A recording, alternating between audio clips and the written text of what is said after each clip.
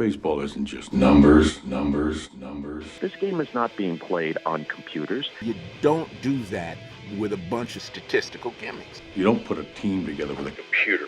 We're talking weighted runs created plus, expected WOBA, his sweet spot rate, defensive runs above average, average exit velocity, barrel rate, xFIP, BABIP, SIERA. We are above replacement radio.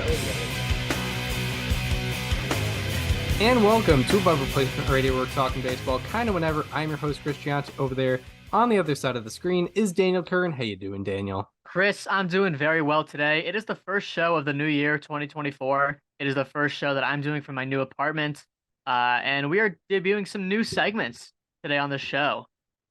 Yeah, it's exciting new stuff with Above Replacement Radio for, leading up to the season. Obviously every year we do divisional previews and, players to watch from each team. That will start probably around February, but for the first time we are doing positional rankings, each position, and then probably along the way, after our positional rankings, we'll sprinkle in maybe 20 players per episode for a top 100 list of all players. And but yeah, for the first time we're doing positional rankings, which is very exciting. It's what MLB Network does every year, and we're really excited to kind of add our analysis to it. And then secondly, to close out the show, we will have the Carlos Beltran bubble case breakdown. We're doing bubble case breakdowns again. What is it? Is it December 2020? 3 years later? Is it December 20? Yeah. Do I have to wear my mask for this? What are we, in the middle of a Hall of Fame cycle where we know from day one that no one's getting in or something like that? Did the COVID vaccine just come out and we had no idea what it was? Did people just storm the Capitol? Nope, that was 3 years ago today on the day we're recording this. Yeah, shout out. Yeah, nonetheless, we're bringing back the bubble case breakdowns. We did 10 of them. To tie it all back to the main topic at hand. Yeah, we did 10 of them back in the offseason of 2020 to 2021. I think like 4 or 5 of those are off the ballot now. But nonetheless, yeah, now we have Carlos Beltran to talk about. We'll have Jimmy Rollins and Chase Utley to talk about. Yeah, I mean, Joe Mauer and Adrian Beltre are both first years on the ballot this year. I don't think either of them are bubble cases. I think they're just both getting in. And also, I don't think James Shields is a bubble case either. Oh, complete game James? We're not considering him. No, I did not realize he was on the ballot this year. But yeah, it's unironically, I think we have like the best first year class that we've seen in a while. Like, not even with the, with Beltre and Mauer and David Wright and Chase Utley, but like every person, like I wouldn't, like there's one guy that could give them a vote and I'd be like, whatever. You know what I mean? Right. Yeah, for sure. I definitely get that.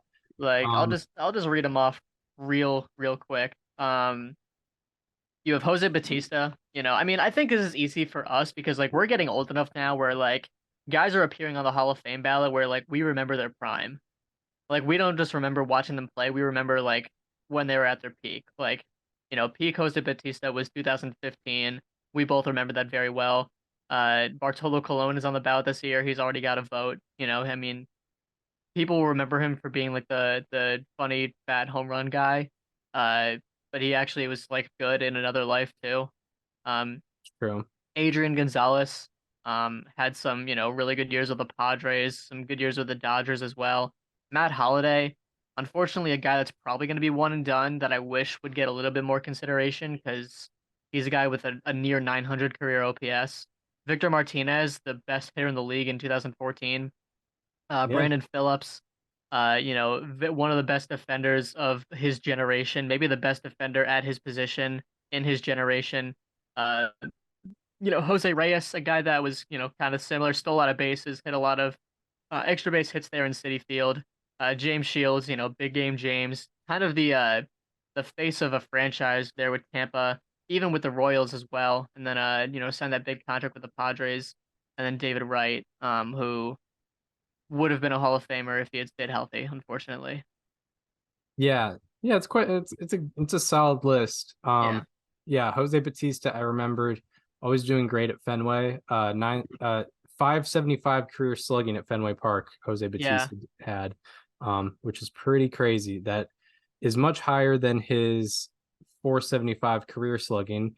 Granted, that takes away pretty much all of his Pirates days. So because he wasn't playing at Fenway during his Pirates days, but yeah, I remember when he knocked out 54 home runs, and it was like, who is this guy? Like, what happened? Mhm. But yeah, yeah. So we will be getting into Carlos Beltran, but before all of that, we have one bit of news to get into. There was one big trade, one little trade, and the big trade is more just on namesake and not necessarily like, oh, these guys are like gonna be all-stars this year, which could happen, but probably unlikely. But the Giants and Mariners made a trade. The Giants receive Robbie Ray, and they trade Mitch Haniger and Anthony DeSclafani. Kind of an interesting thing they got going on. What did you think about this trade? I mean, first of all, I think it's super cool to see that Mitch Haniger is going back to the Mariners. It kind of just feels right. It feels weird that he was ever not a Mariner, even though he was actually drafted not by the Mariners, right? He was traded over from the Diamondbacks in a pretty famous Thanksgiving Eve trade. But Mitch Haniger is coming back, which feels very good to hear. I like this for both teams. Robbie Ray is a guy that I think the Mariners don't really need anymore. I think they kind of discovered that in 2023. They had 5, maybe even 6 very suitable starters, not named Robbie Ray when he was down for the entire year. And I believe that the Giants are paying not much of his salary in 2024, but and the Mariners are eating a lot of that contract in 2024. But this is going to save them some money in future years, for a guy that ultimately they really don't need right now. And they're getting Mitch Haniger back. They're getting Anthony DeSclafani, who is a quality pitcher. Not necessarily at his peak where he was like 2 years ago, but a name that's good for depth in that rotation. And then in terms of the Giants, Haniger didn't stay healthy last year. DeSclafani, another guy they probably don't really need this year. He might be a little past over the hill for him. But I love the addition of Robbie Ray because that's a Cy Young winner in the last few years, and maybe not at the quality of Cy Young winner of other names in recent years, but clearly a very good pitcher, a guy that got a 9-figure contract, and a guy that I think will do very well in the Giants pitching department because they are known to fix guys, improve guys, do a lot of very potential and get that out of them. So I'm very excited to see how he fits into that rotation. Yeah, it should be very interesting. I enjoy this deal from a Giants perspective. I think, not that I'm saying it's uneven, but just from a Giants perspective, I think our last episode when we were talking about the Jung-Hoo Lee signing, it was only Lee and Webb were committed,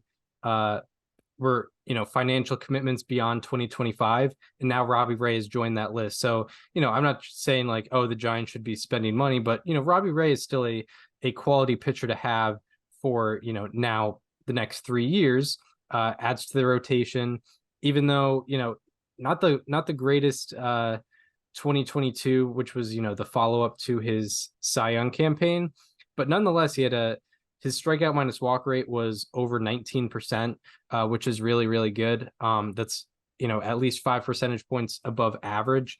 So that's someone nice to have, someone that you're going to have for 3 years if you don't trade him. Whereas I think Haniger was he only had 2 years left, and DeSclafani I think was in his final year of his contract, I believe. And yeah, I think you also make a good point where the Mariners don't necessarily need him anymore, because thinking about when Robbie Ray was signed by the Mariners, let's think about like he was signed to be their ace, and there was a good reason for that. Like Logan Gilbert had not arrived yet. George Kirby was only a prospect at the time. He had not made a major league start, and Luis Castillo had not been traded for yet. So Robbie Ray extended yet. Yeah, or extended yet. And Robbie Ray was definitely the top of that class at the time. Now, you know, a few years later, the Mariners have one of the deepest rotations in the game. So, you know, they're missing some bats. So why not go get Mitch Haniger, who's proven to be, you know, a solid piece of the lineup in recent past. Yeah. Going back to the Giants, you know, Robbie Ray did have Tommy John surgery in May of last year, which means that he probably won't be joining the rotation until the summertime. But I don't know if you it's know, Tommy John. it was Tommy John. I thought it was a flexor tendon surgery. Well, no, I know it was. I mean, first of all, Fangraphs has it listed as Tommy John. Okay. But I do also remember it being that. But anyway, the Giants' rotation right now is relying on a lot of steps forward from guys. You know, right now, Kyle Harrison, Keaton Wynn, and Tristan Beck are all in the Fangraphs projected starting rotation on opening day, behind both Logan Webb and Ross Stripling. And you know, Kyle Harrison, Keaton Wynn, Tristan Beck, certainly all guys with potential, but guys with less than a year of service time, guys that were rookies last year that didn't pitch any more than, I mean, what, 42 or 85 innings by Beck, but you know, guys that are still very much adjusting to the major leagues, and you know, I think the Giants do have a lot of emphasis on that in their starting rotation from, you know, for a team that's looking to compete next year. So you know, Robbie Ray is an experienced name that joins this lineup. A lot of his issues in the last few years have been a high home run rate, and I think that ballpark will play very nicely to that, especially, you know, balls given up in that right center field gap to center field. Even left center is pretty deep out there in San Francisco. So, you know, the strikeout to walk numbers have always, or the strikeout numbers, I should say, have always been there. The walk numbers got a lot better in the last few years. The home runs are up though, but I think San Francisco could do a decent job at neutralizing that. Yeah, absolutely. And yeah, oh wait. Can you hear me? Yes. Yeah, my computer froze for a little bit. Ah, Okay. weird. Yeah, Robbie Ray did get Tommy John surgery. I think I was confused because it was not a UCL injury, it was a flexor tendon surgery, but both lead to Tommy John. So I think that's why I was confused there. But yeah, with Robbie Ray, one of the things I did look at was, you know, his biggest problem in 2022 was home runs allowed. He allowed 35 home runs in his last full season.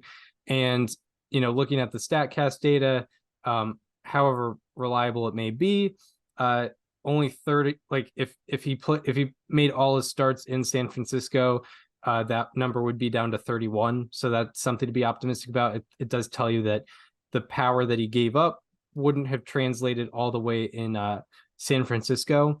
So, you know, puts him in a better spot. You know, having a fly ball pitcher in, you know, pitching in San Francisco is not the worst thing in the world. So, you know, he'll be in good hands there. And, you know, as long as his arm maintains its strength heading into, you know, coming off Tommy John surgery, the strikeout and walk numbers should probably stay similar and you know, put himself in a good spot. Yeah, I think so as well. Yeah, I do. And then yeah, going back to the Mariners, I guess for a second here. The lineup has looked a lot more interesting. Well, they made another trade that we'll get into later, but Mitch Haniger, you know, does fill a need for them, which is just a guy that has a bat that can use it, right? And you know, I mean, it makes the lineup look certainly a little bit more complete. You definitely do still wonder what it would look like with a guy like Eugenio Suarez in there. But nonetheless, you know, Mitch Haniger is certainly an upgrade over the previous options there. And you know, he's also just a very beloved figure in Seattle. You know, he feels like he has the feel of a guy that was there his whole career. That's not really the case, like I mentioned earlier. And then DeSclafani, like I mentioned, he adds a lot of depth because you already have, you know, Luis Castillo, you already have Logan Gilbert, George Kirby, Bryce Miller, Brian Wu. You don't necessarily need a lot out of DeSclafani other than to just, you know, be an arm that can eat up some innings when needed. Yeah, for sure. And with DeSclafani, like, say, you know, the Mariners feel like they have enough starters, like I'm sure that he's at a point in his career where he's kind of fine going into the bullpen and getting innings there, and maybe he's the new, you know, bullpen prodigy with the Yeah. the Mariners because they seem to do that quite a bit. And yeah, with Haniger, I think you do make a good point in like him being sort of it feels like he's been there longer than he has. Mhm. And I think part of that has to do with like there's been so much movement with that Mariners organization, and he stayed there remember let's remember after 2018 when they traded off, Edwin Diaz, Robinson Cano, Nelson Cruz was let go in free agency. I think there's a Gene Segura was traded. Like there was kind of a clear like rebuilding phase that the Mariners were about to enter into. And Mitch Haniger has been there for the entire like rebuild, and now to where they're expected to be a playoff team. And when they were a playoff team in 2022, he was there for that. So like yeah, I think there's definitely a factor there, and I think the Mariners fan base is pretty happy to have him back for kind of those reasons. Yeah, the vibes have been down in Seattle for the last couple of months now, right? The team missed the playoffs in a year where they were supposed to be a championship contender in a year coming off of a playoff berth. Um, and Jerry Dipoto came out after the season and he made some quotes that really did not resonate well with the fans about winning 54% of the games over a 10-year stretch and kind of playing the long game out of it. And on top of that, they trade Eugenio Suarez. They make some deals that are essentially just salary dumps. They trade Jared Kelnick, a guy that was supposed to be, the future face of the franchise. They give up on him pretty quickly. And yeah, I mean, times have been tough to be a Seattle Mariners fan over the last few months, but Mitch Haniger, I think he's going to be a guy that kind of brings those vibes back. I remember he wrote an article in the Players Tribune after 2021 when they got eliminated on game 162, kind of rallying the fans, that season and insisting. I mean, the quote he had was, "We're ending this effing drought," and they did it the next season. Unfortunately, he wasn't a big part of it because he was hurt. But yeah, I mean, no matter how much he's going to play or not next year, him being there is going to bring the vibes up, no doubt. Both in the clubhouse, with the fan base, with the organization, he's a guy that's going to bring the vibes up, and also is a bat that they're going to be expecting to contribute. Yeah, absolutely for sure. And yeah, when those trades were happening earlier in the offseason, and the Mariners weren't supplementing them, like now there now there is supplementation in that lineup, and there's some holes have appeared to have been filled. They also signed Mitch Garver, which we never got into, but like that's a quality bat to bring to the lineup. Even though that position is in a fine state, I think I guess he'll fill in when Raleigh's not playing and be a DH otherwise.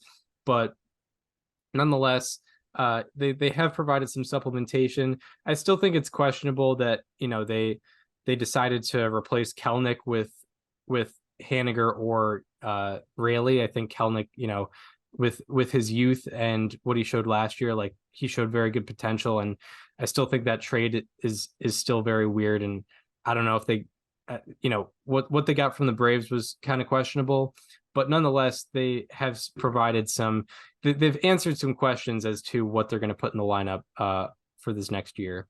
Yeah, I mean, if you look at the roster on Fangraphs right now, you still see holes. I mean, they have Luis Urias, projected to start at third, and I'd rather have Eugenio Suarez, even if he's $7 million more expensive.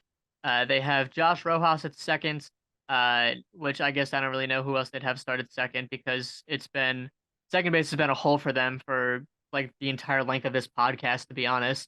But yeah, I mean, the lineup would look a lot more complete if they had, reserved a couple of moves, and maybe they don't bring back Haniger if they have Kelnick, but even still, I think I'd rather have Kelnick from an actual baseball standpoint. But the vibes. Yes, the energy will be good. And Haniger's on a 3-year deal, so he's got 2 more years left in Seattle. But yeah, it should be interesting. Like it's definitely an interesting trade where like you weren't expecting it, but it makes a little bit of sense. But if they just chose not to do it, that would also make sense.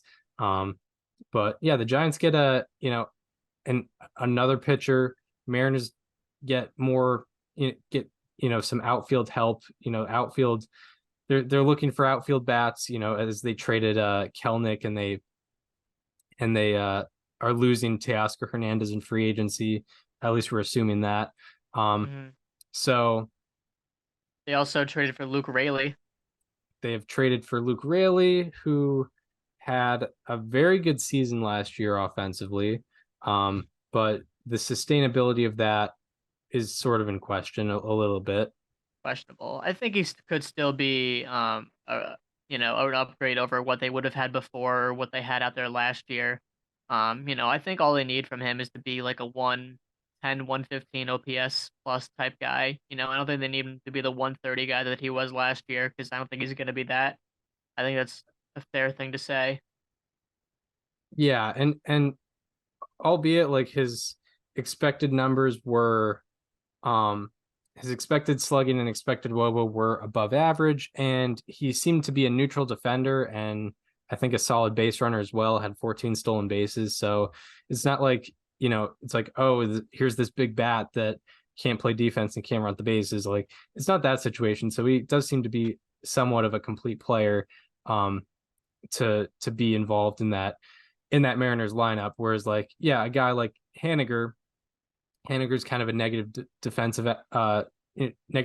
guy. So with Raley and Rodriguez in there, it's going to make for still probably a pretty positive outfield defense. Yeah, the Mariners had the second highest strikeout rate in Major League Baseball last year at 25.9%, and Raley is going to fit right into that, given his strikeout rate last year. I'll just say that much.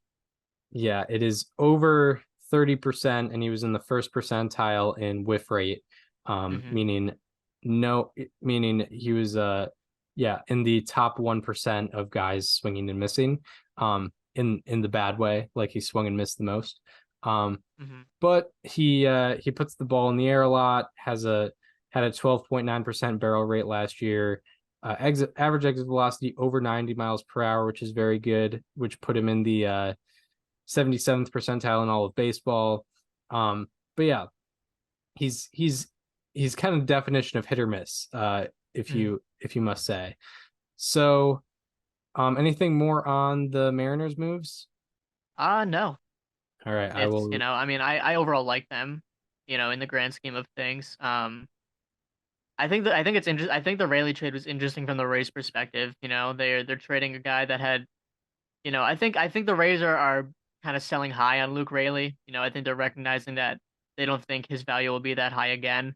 But I don't know if Jose Caballero is going to be the best return on investment. I could be wrong, because it's the Rays and you never really know with them, but they definitely need a middle infielder right now with, some other things that are going on within their organization. That is true. There is a good point to be made there. But and yeah, they didn't need outfield as much. They have, I guess they're pretty confident in what they have with Arozarena, Josh Lowe, and Jose Siri. Like, Josh Lowe showed some great potential last year. At certain points, had like an OPS over 900. Arozarena he's not gonna, he's not gonna be necessarily an MVP candidate, but he's been pretty consistent over the past 3 years. And then with Jose Siri, if I'm not mistaken, he provides very good defense, right? Or is that a fever dream? Yes. Yeah. So he doesn't walk, but he does provide very good defense. Doesn't make a whole lot of contact, but he does provide very good defense and base running. So there is that aspect. So yeah, all in all, the Mariners get 2 outfielders after, losing Kelnick and probably Hernandez to free agency. They lose a pitcher, they add a pitcher, and the Giants get, a little bit more of a reliable pitcher here. In that rotation, they had Logan Webb, and, Ross Stripling. Yeah, Ross Cobb. Yeah. Webb and Cobb were really the only guys where you felt sort of confident in. Now Robbie Ray sort of adds that, adds a veteran element as well. So yeah, should be interesting to see what goes on there. Now we will get into the part where we've prepared a little bit more with positional rankings. We'll start out with left field. Left field was an extremely confusing experience. Yes. You know, and by the way, and we'll probably preface this before each time we go into these positional ranks, but we're going off of the Fangraphs roster resource. And for free agents, we're just kind of ballparking and going based off of what they played most last year. So Cody Bellinger, he is going to be in the center field category. If he is in fact in our list, you know, watch to find out. But nonetheless, like, so guys who are going to be mostly DHs, we're not really going to have a position for them, unfortunately. So Yordan Alvarez will not be in our left field list, even though he'd obviously be a top 3 guy if he was included. But he is not going to be included. We did make one exception though, because I personally just found out he was a projected DH, but we're kind of unsure if he is actually going to be an actual DH. But Christian Yelich is, you know, Fangraphs is projected designated hitter, but I think he will be playing some outfield consistently, And primarily left. Yeah. And primarily left field for the Brewers. So, you know, I think that's an ARR amendment that we made. But yeah, happy to be getting into this. But yeah, I think Daniel and I were talking before the show started. 3 through 10 are pretty much interchangeable. We're not really confident in like our number 4 guy being over the number 8 guy. It's just like it's very, very weird.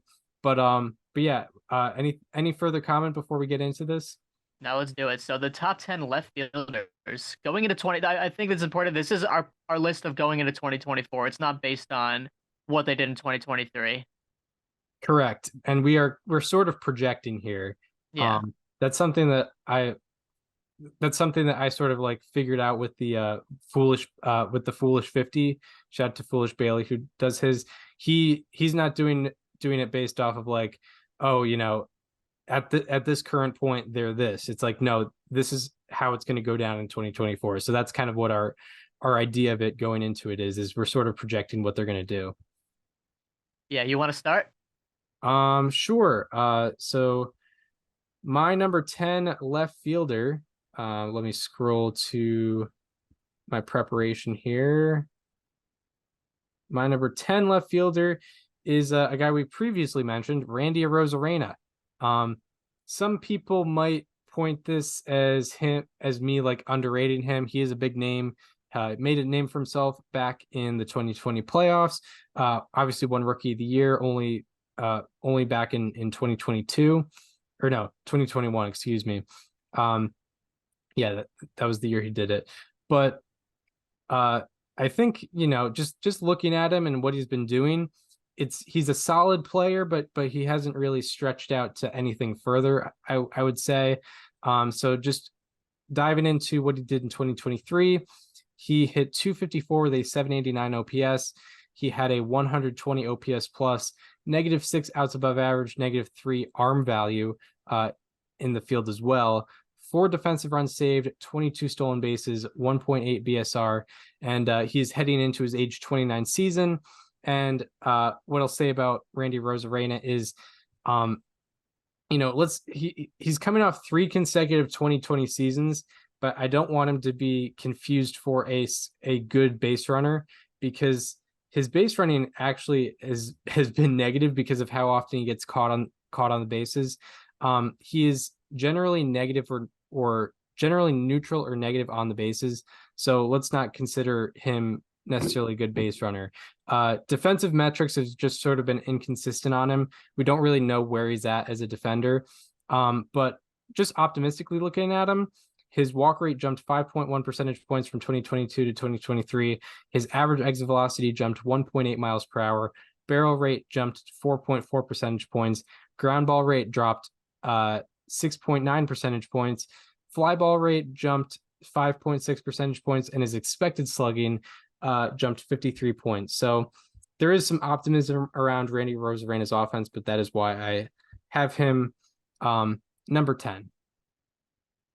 Yeah, so my number 10 is a guy that we kind of just got our first glimpses of last season, you know, very late in the season. It's Evan Carter from the Texas Rangers. He played in 23 games in the regular season before going on a big run in the postseason, and he kind of dominated all the way through. A 180 OPS or weighted runs created plus in those 23 games to end the season, and then a 917 OPS in the playoffs. The reason I have him at 10, not higher on the list, is because for one, we haven't really seen a big sample size out of him, and two, his batted ball metrics kind of suggest that his success is not sustainable when you extrapolate it over a longer season, which is pretty natural because, when you hit a lot of line drives for 2 weeks, it's going to look like that's what he did for the whole season. And he had a 33% line drive rate throughout the regular season and the postseason, a 15% fly ball rate. So certainly, there are things to improve on in terms of having more sustainability and success. And I mean, this is a guy that, was still adjusting to major league pitching for the first time when he was facing guys in the, ALDS, the ALCS, the World Series.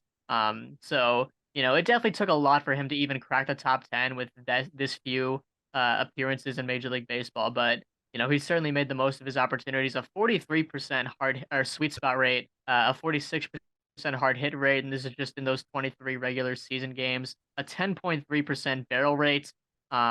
And also just, a 35% line drive rate in the regular season. And then he kept that up in the postseason, a 59% pull rate, which is absolutely not sustainable, but, definitely what you want out of a batted ball. We've seen plenty of guys come up to the majors and do a lot worse than Evan Carter did. And he earned a spot in the top 10 with just a few plate appearances. But, I think we need to see it over a longer stretch for me to put him higher on the list. Yeah, I definitely understand that. He's played between postseason and regular season. That's what, 40 games that he's played. I Something think like that. Yeah, something around there. So yeah, like it's definitely hard not to get hype on him. He definitely, I think, comes in as the rookie of the year favorite in the American League. Yeah, definitely. So yeah. Now on to number 9. For me, I have Chas McCormick, who is coming off a pretty fantastic year for himself. Definitely a breakout year. He hit 273 with an 842 OPS, a 130 OPS plus. He had 1 out above average in left field, 3 outs above average in center field, 1 defensive run saved in left field, and 4 defensive runs saved in center field. He also had 19 stolen bases and 1.7 BSR. He is heading into his age 29 season. And what I have to say about McCormick is that 130 OPS plus definitely sticks out. He had a drop in both whiff rate and an increase in sweet spot percentage, which were both very, very good signs last year. I will say, I think his numbers are a little bit skewed by the platoon duties that he had. I think he had a pretty disproportionate amount of plate appearances against lefties as opposed to righties, and he had a 1008 OPS against lefties, but a 769 OPS against righties. So I think he will have more playing time in general this upcoming year. I think he'll probably get over 500 plate appearances for the Astros. So I think he will have to face righties a little bit more, and that might bring his numbers down. So I'm kind of relying on that to happen a little bit. But overall, I'm very optimistic about what Chas McCormick can bring, which is why I have him as a number 9 guy. Sure. So for my number 9 guy, I went with your number 10 guy, and I picked Randy Arozarena in that spot. So I think we pretty fairly put Arozarena around the same umbrella here. Yeah, and I mean, I don't think we've seen the offensive season that we've seen out of him since his rookie year in 2021. He hasn't broken an 815 OPS since. He hasn't broken a 450 slugging since. He hasn't broken many of the marks that we really saw in that first year. And on top of that, his defense has really been concerning, to say the least. He had negative 18 defensive runs above average last year alone, which is one of the worst over the last 2 seasons combined, which is one of the worst among all left fielders. He did make some strides in his walk rate, like you mentioned, his ground ball rate, like you mentioned, but for me, I think I need to see more out of his defensive component and definitely a little more out of his offense as well. Randy is only going into his age 28 season this year, so there is certainly a lot of optimism that things can change. He's also kind of the face of his franchise, which is, I think kind of inflates. I don't want to say inflates, but it definitely pushes up his value because he's kind of the guy for the Rays right now. And yeah, I mean, he's a very good hitter. He hits the ball very hard. And he hits it in the air a lot more as we saw this year, particularly fly balls. So there's a lot of potential for him to succeed, but I need to see more out of his defense because 10th, -6 outs above average, -3 in arm value, and overall -8 in fielding run value. He's been statistically one of the worst defenders in the league right now, and I think that's keeping him from being maybe top 5 on this list. But I have him at 9 because of that primarily. Right, yeah, and yeah, I think it's good that we're definitely gonna have like overlap in these lists so we can talk about these guys multiple times. But with a Rosarena, like something that I found very like what hopefully he brings into 2024 for himself is that average exit velocity jumped, his barrel rate jumped, his ground ball rate dropped, and his fly ball rate jumped. So those are all good signs, especially for a guy who's probably considered more of a power bat for the Rays. Moving on to my number 8, which where I have Ian Happ, who just has kind of been a model of consistency, like not an excellent bat, not an excellent player, but just generally pretty good, and has always been pretty good when he's been on the field, and he's over the past 2 years has been on the field quite a bit. And in 2023 alone, he hit 248 with a 791 OPS, a 112 OPS plus. He had -7 outs above average, but +2 arm value. He had 2 defensive runs saved. He had 14 stolen bases, 1.8 BSR, and he is heading into his age 29 season. And by the way, I'm going to mention BSR with all of them. BSR is basically how many runs above or below you scored for your team exclusively through base running. It's kind of an estimation that Fangraphs has. But going back to Ian Happ, he is heading into his age 29 season. As I said, model of consistency. He had a great increase in walk rate and sweet spot rate from 2022 to 2023. His walk rate got back to like 14%, I believe. And also, he has value in being on the field. He's played 158 games in each of the last 2 seasons, which is something very, very good. And that has value in itself. He's not necessarily going to be a guy where you can be like, oh, he's going to have a 900 OPS this year, but he's probably going to be on the field, and he's probably going to get you over 600 plate appearances. So and he's not going to be that negative on defense. He's not going to be negative on the bases. So just overall, just good player. And I have number 8 as my left fielder. Yeah, I mean, we're absolutely rolling with this because I also have Ian Happ in my number 8 spot. Yeah, you kind of nailed it when you said he's a model of consistency. He's done a lot of the same thing for the last few years. He's been roughly a 3-win player every year. His defense did regress a bit this year, but his base running got better. And overall, there's a lot of things that he did do well last year. He had a 95th percentile walk rate. He had a 51st percentile strikeout rate, which is much better than he was before. I believe he was in the 9th percentile in 2021. So he is getting a lot better at that. However, he did have -7 outs above average, which was in the 6th percentile. And his defense has kind of been weirdly inconsistent in recent years. He had 9th percentile outs above average in 2021, 78th percentile in 2022, and 6th percentile, like I mentioned, in 2023. The big issue for me with Ian Happ is that he doesn't hit fastballs very well, and he hasn't done it for a while. In 2022, he had 1 run value against fastballs, a 249 expected batting average, 272 average, 537 slugging, which is good, but not as good as a lot of other hitters. But in 2023, he hit 185 against 4-seam fastballs. He slugged 343. His expected numbers really were not that much better, and he didn't whiff on them too much. He whiffed at a 22% rate. But that's the pitch that you're going to see the most of, and if you can't hit it to a very good degree, you're going to need to compensate for it with a lot of other good stuff. And he does do that. He hits changeups very well. He hits cutters very well, curveballs extraordinarily well, like he did last year. But he definitely needs to improve on 4-seam fastballs because, like I said, that's the pitch you're going to see the most of in almost every circumstance. But I do have Ian Happ as my number 8. Right. And he also as they say in Moneyball, he gets on base. He may not be, a 300 hitter, but he, got a 361 on base percentage last year. Even when he has a low average, he typically is going to have a good on base percentage. And something to comment on just generally when evaluating these players, defensive metrics are, very, very weird all the time. So you almost can't look at one single season and be like, oh, this is what he is. Whereas with offense, you kind of can do that.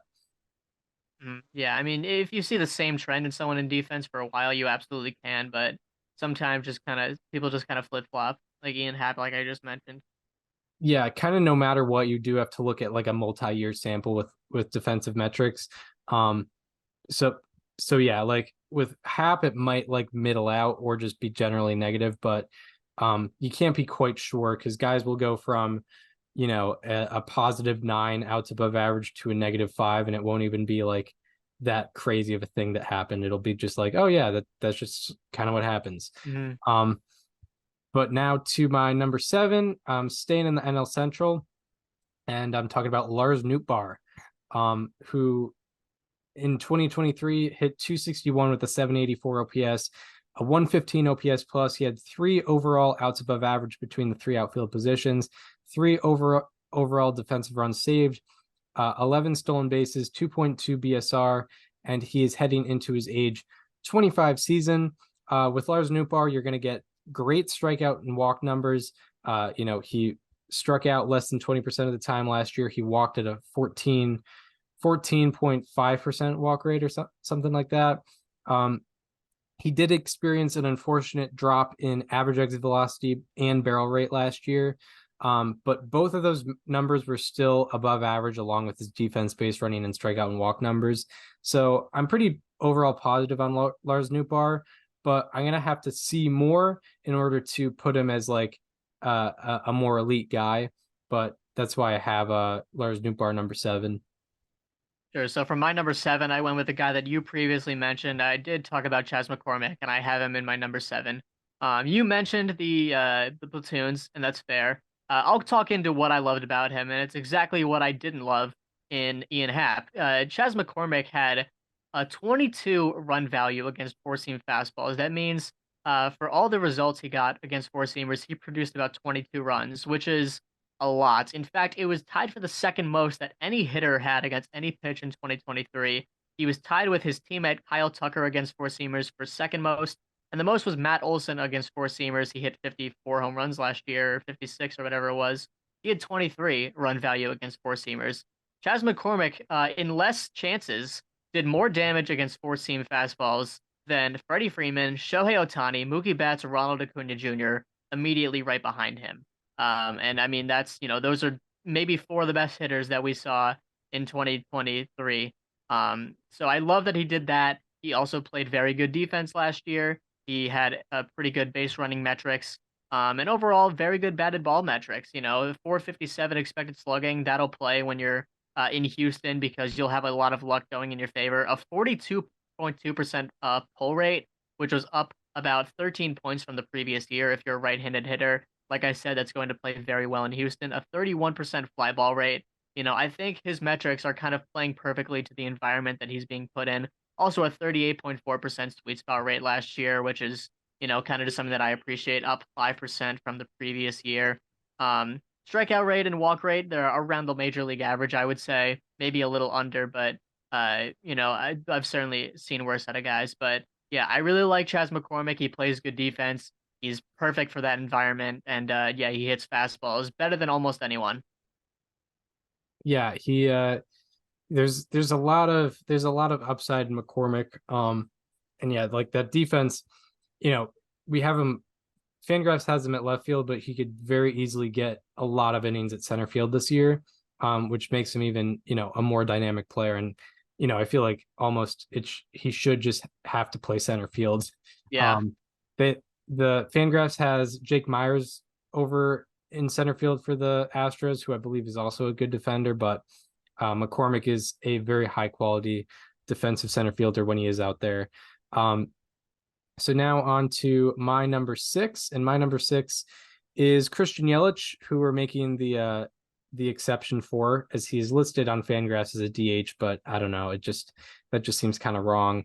But all in all, in 2023, he had a kind of a solid bounce back year, not a bounce back to his MVP days, but just an overall positive year. He hit 278 with an 818 OPS, a 124 OPS plus. He had 4 outs above average, but a -7 arm value, which brought down his defense. He had a -3 defensive runs saved, but 28 stolen bases, a 7.5 BSR, and a 66% extra base taken rate. And also, something I found fascinating was he was never thrown out on the bases outside of his caught stealings, which he only had 3 of them, but never thrown out on the bases, which is crazy. Also, Yelich is heading into his age 31 season. I think with Yelich, something to be optimistic about is he was a great beneficiary of the rule changes. He had a 72-point batting average increase on pulled ground balls. He also had 9 more stolen bases without getting caught stealing one more time that he did in 2022. And also with Yelich, I'm very high on his walk numbers, very good walk numbers, gets on base in a good rate. And he always has a quality exit velocity and quality barrel numbers. So puts it on the ground too much, but I think there's a good case for a good amount of people on this list that have been putting it on the ground too much. But I like his base running. I like his ability to get on base and just an overall quality left fielder. Who do you have as your number 6?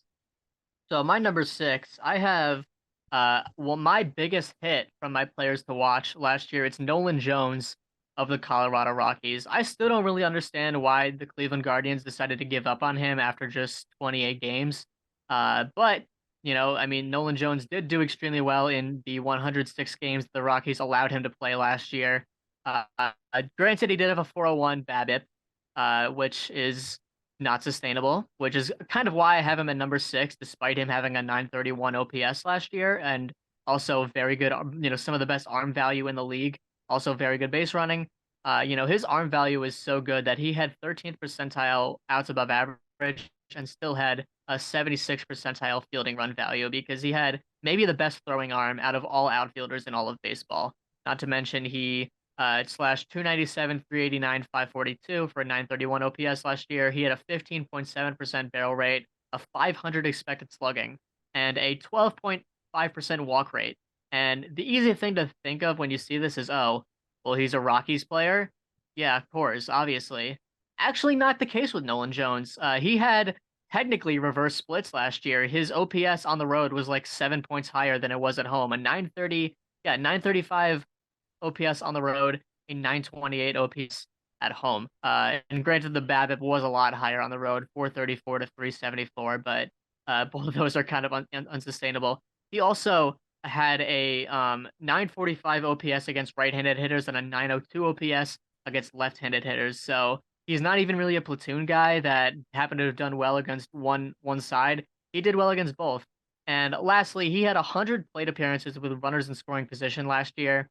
And he slashed 434, 556, 803 for a 1358 slugging and a 238 weighted runs created plus. That is the highest weighted runs created plus with runners in scoring position of the 207 batters that had at least 100 plate appearances in those scenarios. So Nolan Jones, maybe the clutchest hitter in baseball last year.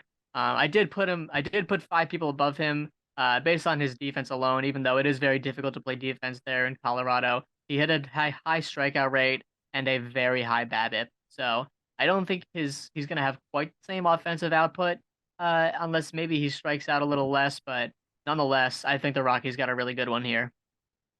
Right, for sure. With Nolan Jones, very, very promising campaign last year. And yeah, just there's a lot of things where you're very high, lots of upside there and lots of potential, and like could definitely outperform a lot of the guys on this list.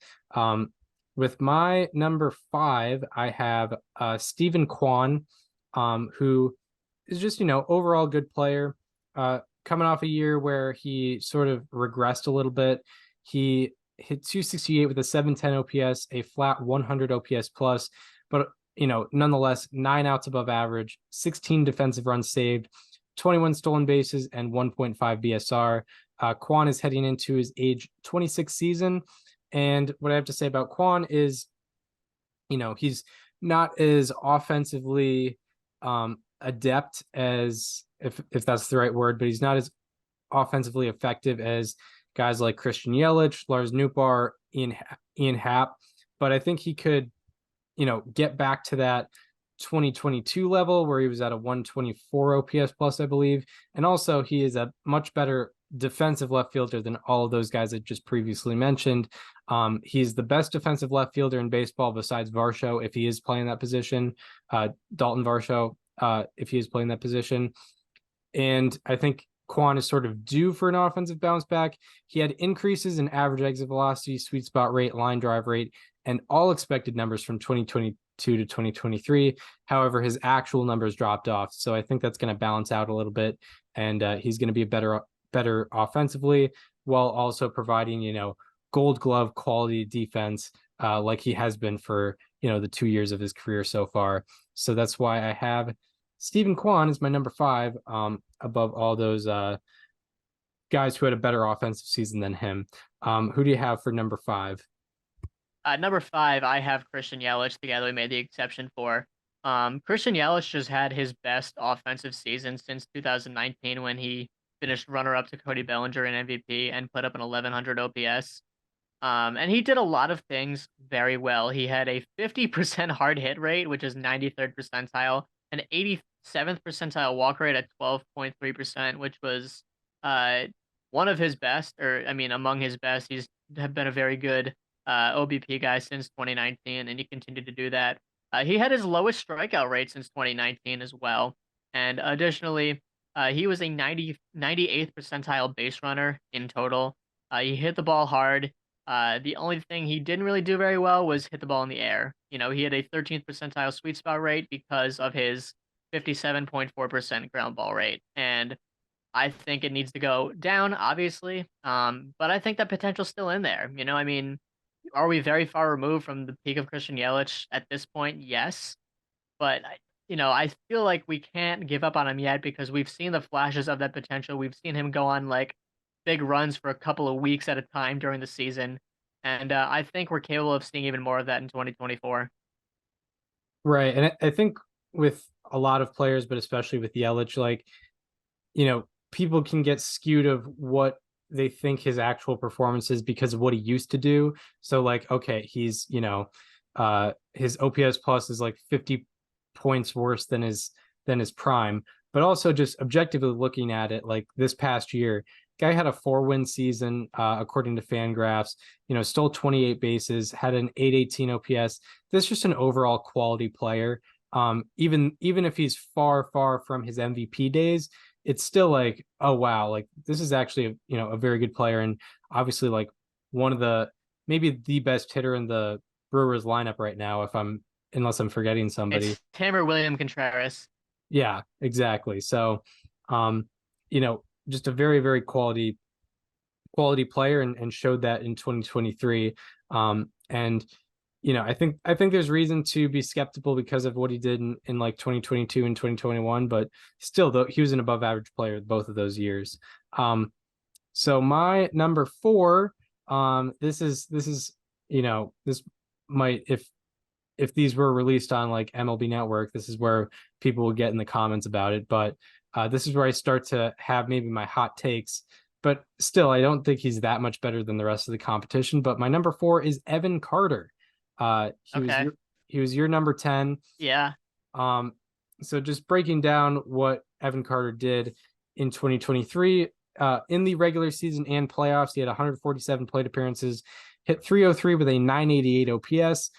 He was 6 for 6 on stolen bases, and right now he is heading into his age 21 /rookie season. I think with Carter, what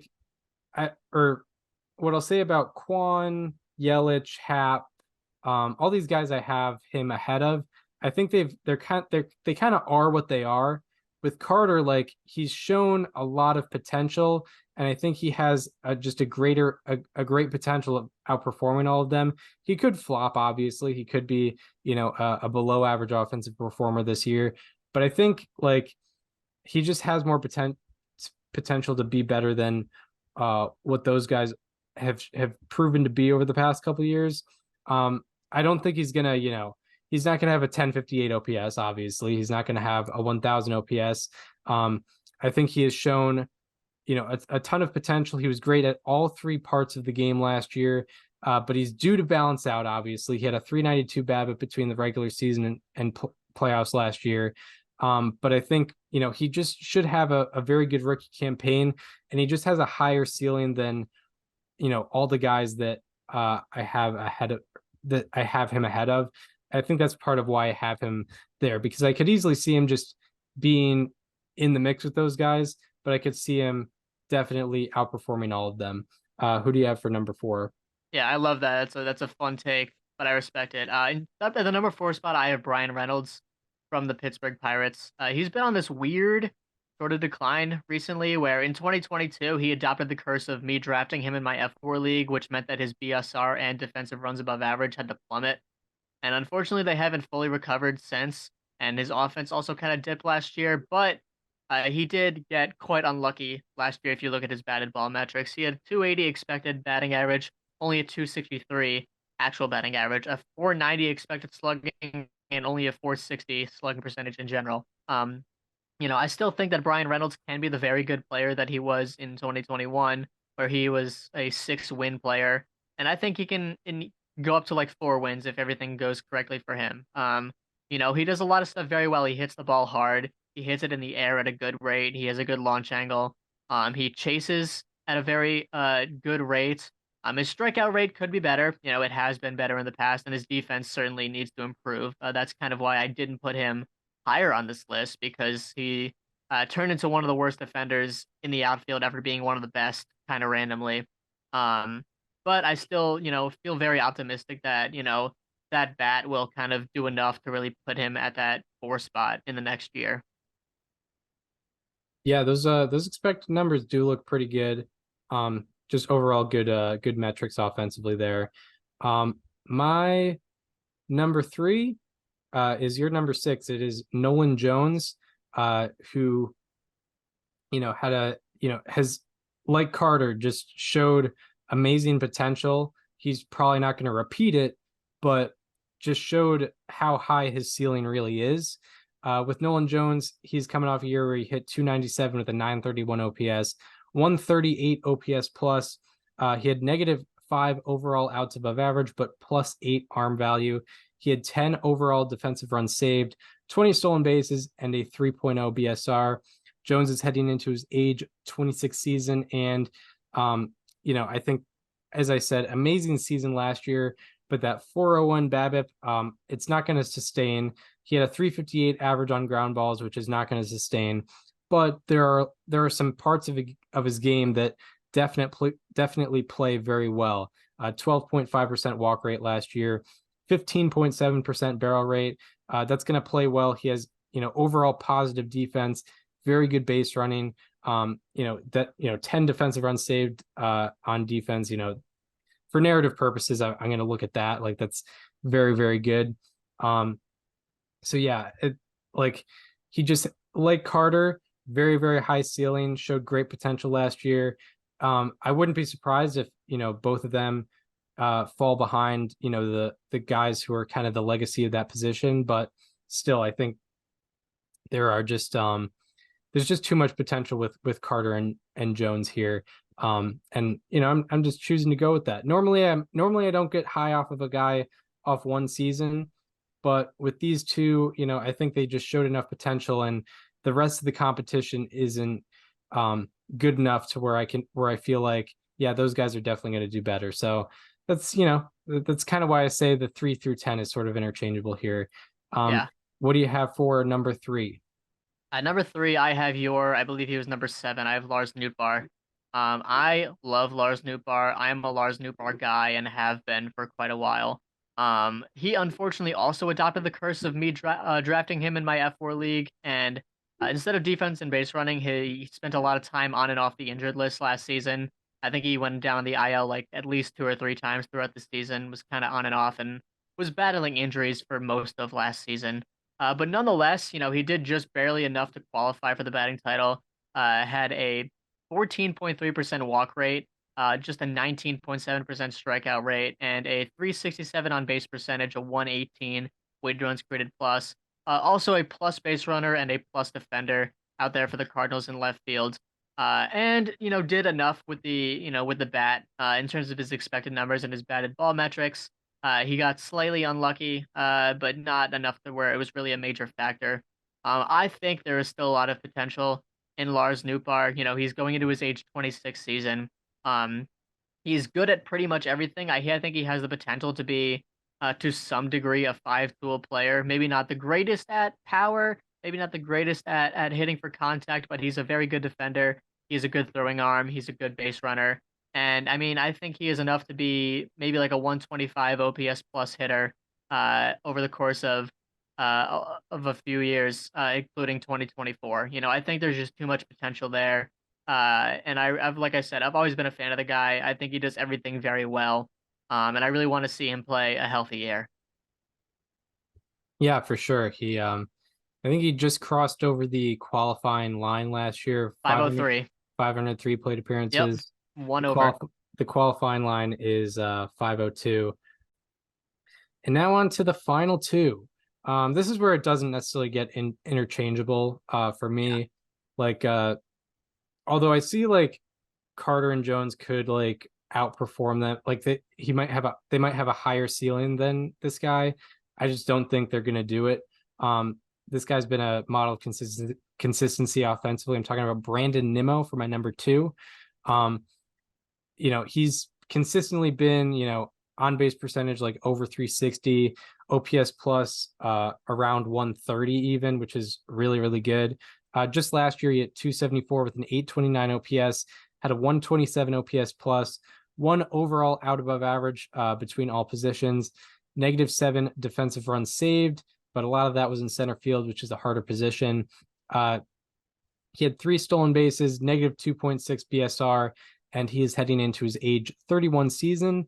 Like I said, kind of a model of consistency offensively when he's been on the field. He is one of 6 players with 350 plus plate appearances and a 360 plus on base percentage in each of the last 3 seasons. He joins Bryce Harper, Juan Soto, Aaron Judge, Freddie Freeman, and Paul Goldschmidt in that. And we're putting Nimmo in left field, even though he's mostly been a center fielder as of late, but he's a projected left fielder because the Mets just signed Harrison Bader. Shout out to my second correct free agent prediction because I randomly selected Bader as a Mets signee. But nonetheless, if Bader is in the lineup, Brandon Nimmo will not be a center fielder. At least he'll be right field or left field. So, and Fangraphs has him listed as left field. So he's my number 2 left fielder because just like looking at his OPS plus and on base percentage numbers, like it's just been there his pretty much his entire career, which is a really, really good thing. And you can't say that for really most of the people on this list. So who do you have as your number 2? I also have Brandon Nimmo. Yeah, I mean, this is where it gets not interchangeable here. In 2023, he had his highest career slugging percentage in a full season since 2018. He had his highest isolated power in a full season also since 2018. A 4.3 wins above replacement. And he did this despite regressing on base running and defense. But the only reason he did that was, of course, because I drafted him in F4 last season.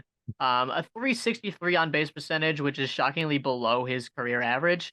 A 380 career OBP is a ridiculous thing to carry over 8 seasons and 3,000 plate appearances.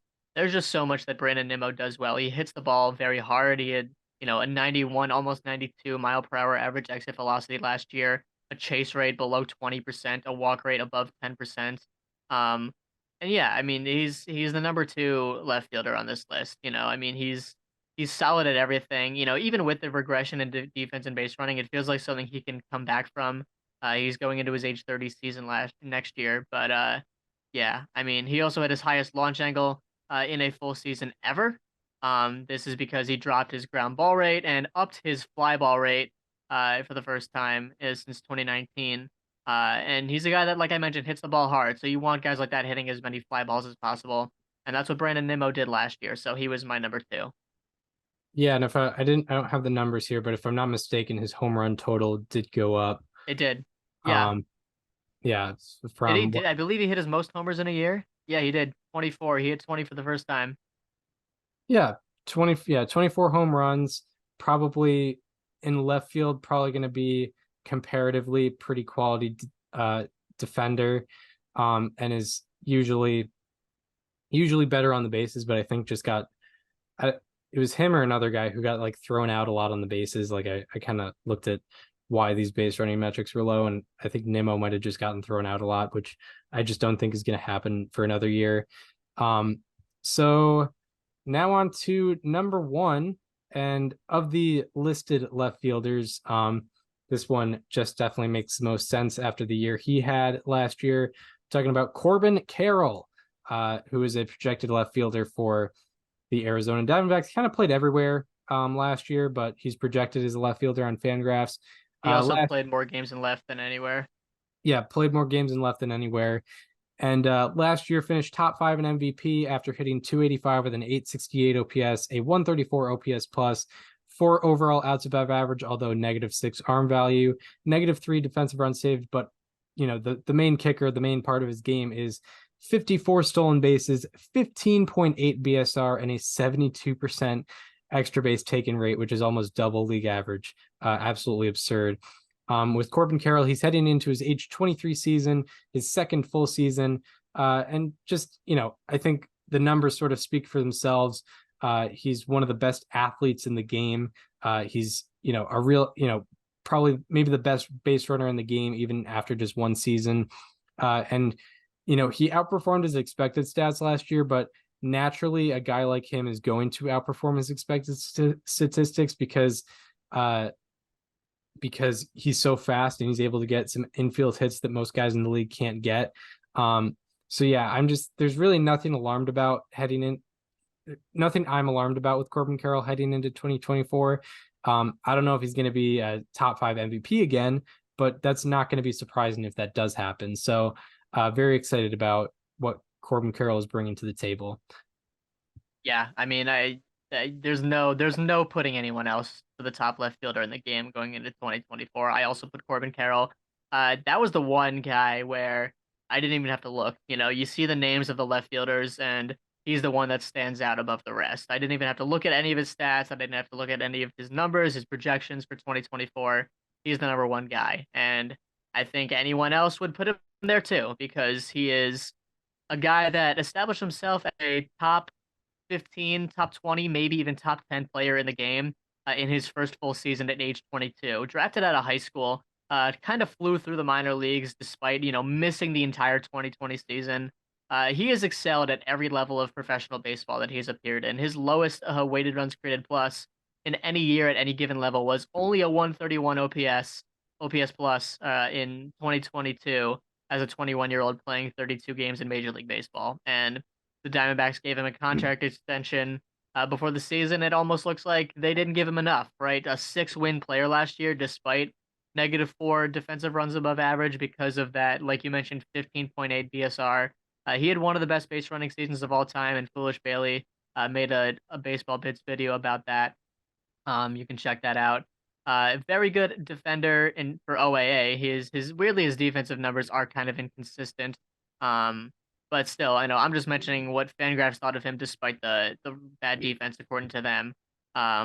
Best base runner in the game, 99th percentile sprint speed, 99th percentile base running value. And then he hit very well. The only thing that he could improve on is that he had first percentile arm value. In terms of his throwing arm, wasn't very good with throwing, but you can kind of forgive that in this scenario because he's a great hitter, an unbelievable base runner, whatever you want to believe as a fielder. I mean, he's the number one left fielder.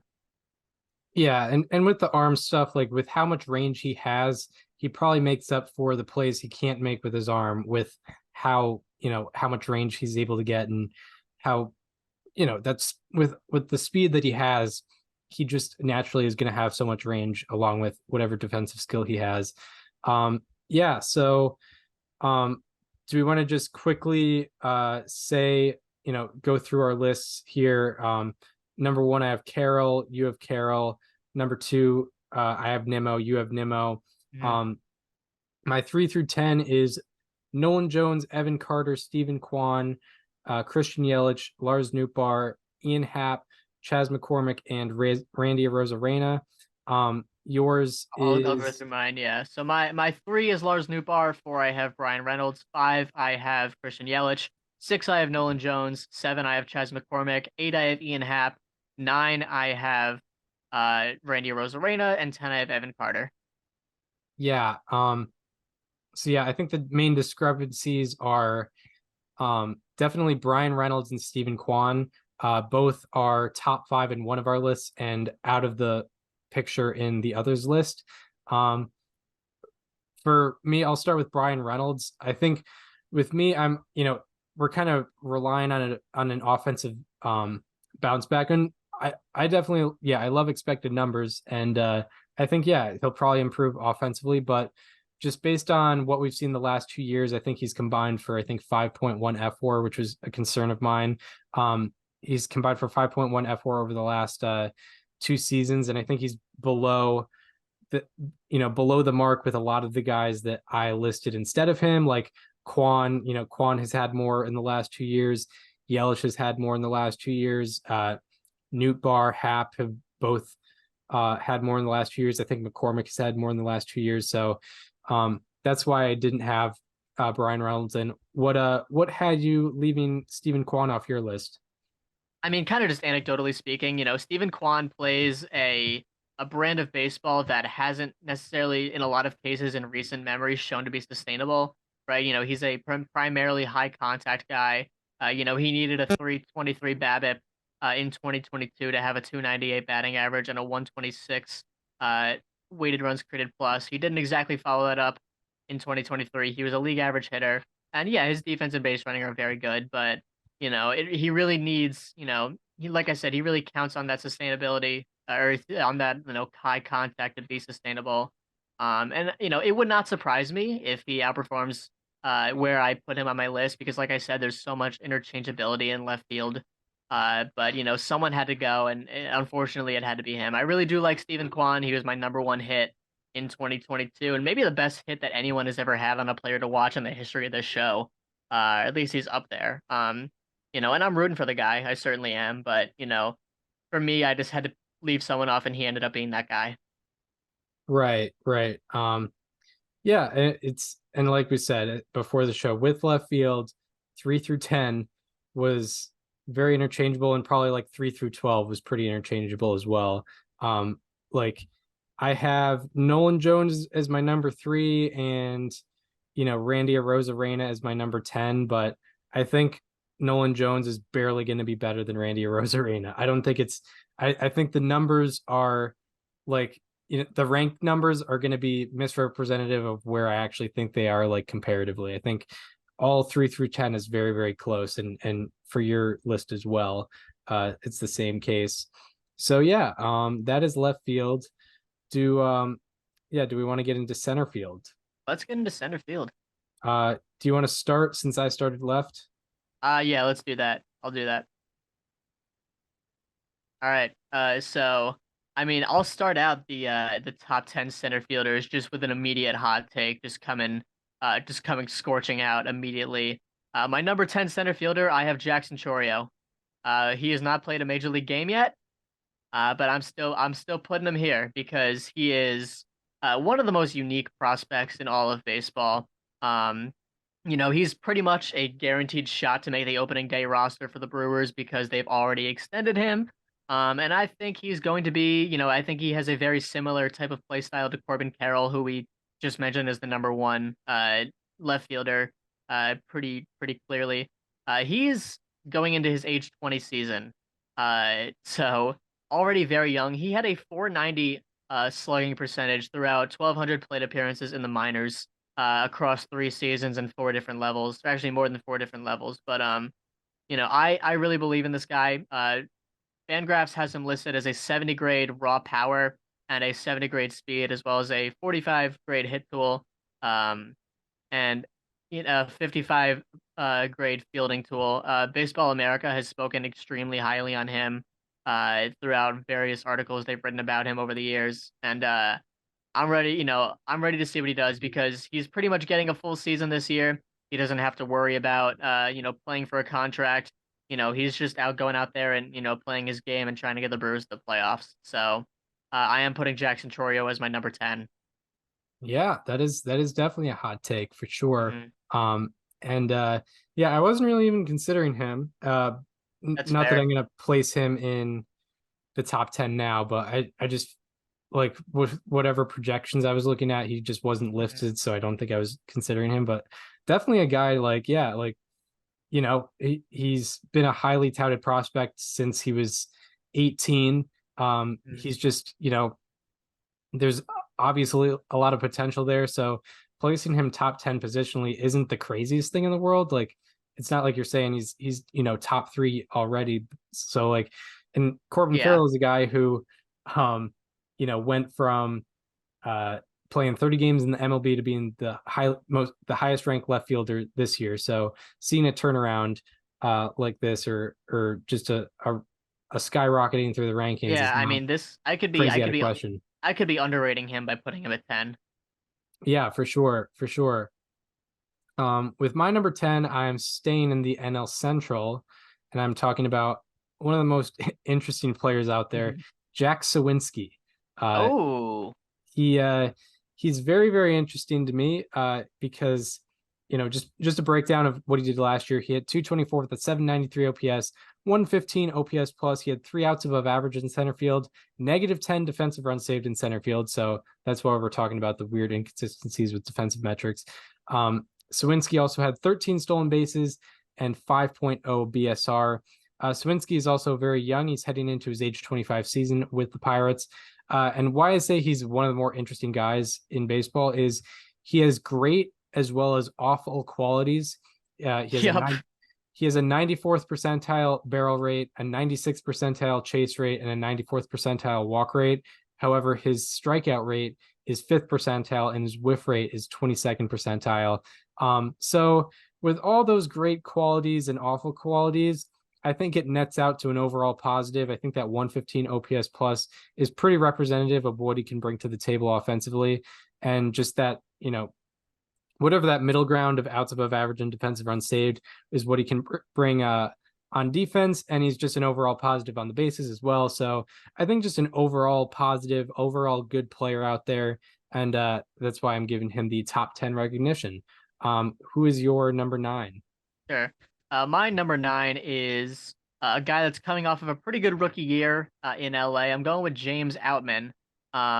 He did outperform his expected numbers by quite a lot, but he's still, I think, is very good at a lot of things. He had an 86 percentile walk rate as a rookie, which is not a very common thing to see. It's normal to see guys kind of come up to the show and kind of swing at everything and try to make the most of every pitch and every opportunity. And Outman was a lot more patient with it in his rookie year. He did strike out quite a lot and whiff quite a lot as well. But weirdly enough, he had a 73rd percentile chase rate, which is like kind of weird. But anyway, 89th percentile sweet spot rate at 38.2%. Very good out defense, both on Baseball Savant and on Fangraphs. He actually had 9 outs above average this year and 6 defensive runs above average, a 5.7 BSR on Fangraphs, and also an 89th or 93rd percentile base runner. The offense is certainly the biggest question mark for him.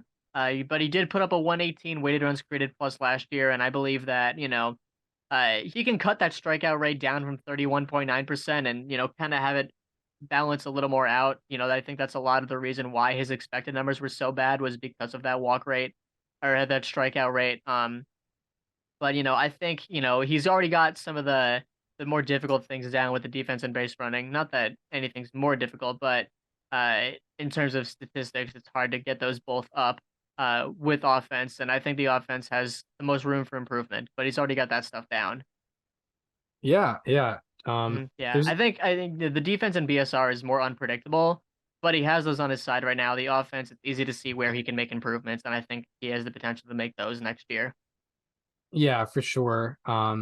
Yeah, Outman showed a great amount of potential, and he was kind of a meme at the beginning of the year because we were like, oh, how, you know, he didn't outperform Soto, but he kind of came close. He was like sort of in the same ballpark of productivity. But my number 9 is a guy I think a lot of people would be negative on, and I would definitely understand why they would be negative on him, and I can't imagine he's on your list, but it's Cedric Mullins. I can't escape him. I just can't escape Cedric Mullins. But yeah, he's coming off a 2023 and a 2022 where he kind of underperformed. This past year, he had 233 with a 721 OPS, a 101 OPS plus. He had 6 outs above average, but a -2 arm value. He had 7 defensive runs saved, 19 stolen bases, a 3.3 BSR. And with Mullins, he is heading into his age 29 season. I think the reason why I place him top 10 is because I'm very optimistic about what his numbers were before he got injured last year. If you're unaware, he had a groin injury. He injured his groin on a swing, and pretty much after that, his performance, even when he came back from the injured list, his performance just got a lot worse, especially on the base running side. I think he only had like 4 stolen bases after his injury, whereas he was on a very, very good pace prior to that. So I'm optimistic about that. At the time of that injury, he had a 356 on base percentage, an 835 OPS, and he was on pace for 24 home runs and 39 stolen bases. That injury slowed him down, and I think he could be better in 2024 if that groin is working properly again.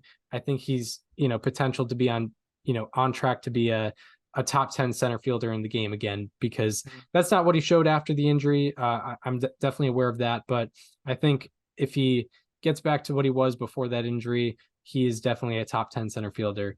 Who do you have as number 8?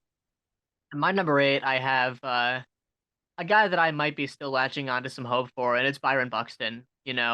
Admittedly, this pick might be a little more me going off of what he did before rather than what I think he's going to do going forward, but I just don't want to give up on him. I mean, he still hit the ball very well in the 300 plate appearances he had last year. A 90 percentile barrel rate, 91.5 miles per hour in exit velocity, a 45% hard hit rate, also a 10.1% walk rate, which was the highest of his career. It's actually up 5 points from 2021, which was kind of his peak season. Byron Buxton has been an awesome player when he's been on the field since 2020. Unfortunately, he hasn't really been on the field. That's been the issue. He's never had more than how many plate appearances in a season? Probably like 350-ish. 382. It's the most he's had in a season since 2020. In this era where he's been very good. And last year was, definitely a much worse year offensively than we've seen from him in the past. But I just, I don't want to give up on him yet. I still feel like that potential is in there somewhere. He's only going into his age 30 season.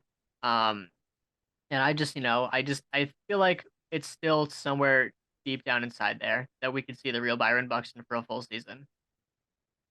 Yeah, for sure. I'm looking at his 2021 numbers. It was like it would have been one of the greatest seasons of all time if he stretched over 160 games.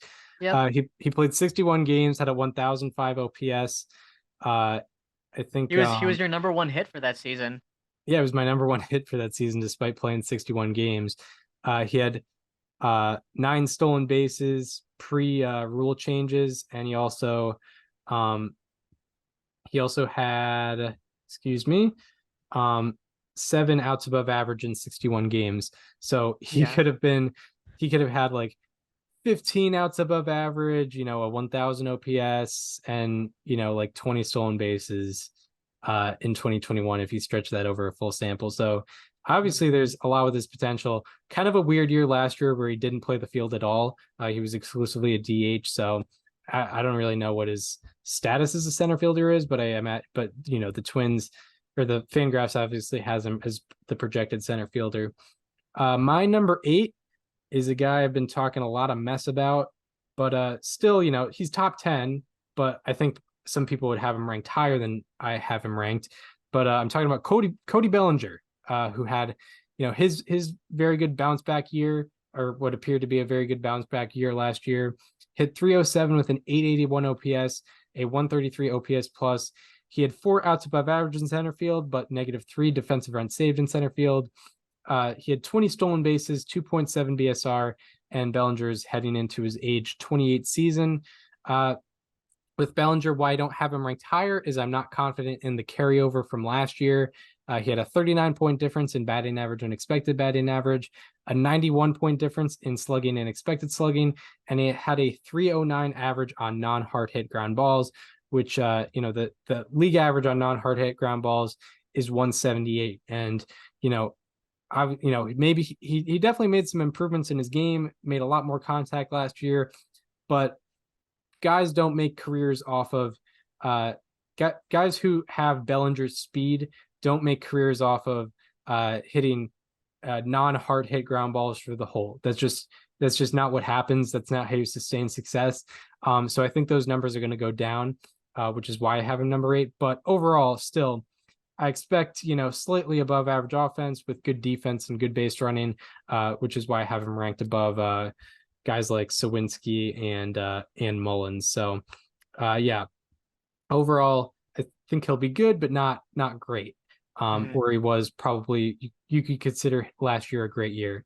Where do you have or what do you have for your number 7? Yeah, these lists already look a lot different than there's a lot more discrepancy than the left field ones. So this is interesting. But I have Jung-Hoo Lee at my number 7, a recent signee for the San Francisco Giants, and it is a hot take. He hasn't played in he's the second guy on my list that hasn't played a single game in Major League Baseball yet.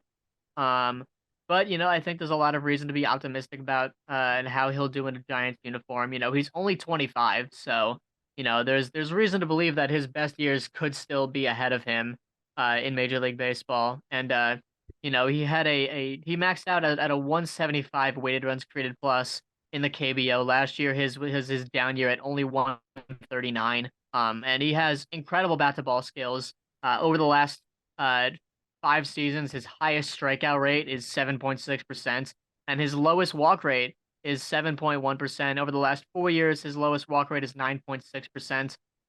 So he's been a very good hitter. He's been very good with power. He's been very good with average. He hit 23 home runs, which is a lot for the KBO at just age 23. And I know that, his home run ball might not play as well in San Francisco, but, I think he'll find a way to make do. And I do have him at number 7. I know it might be another hot take for me, but I'm fine with it. Yeah.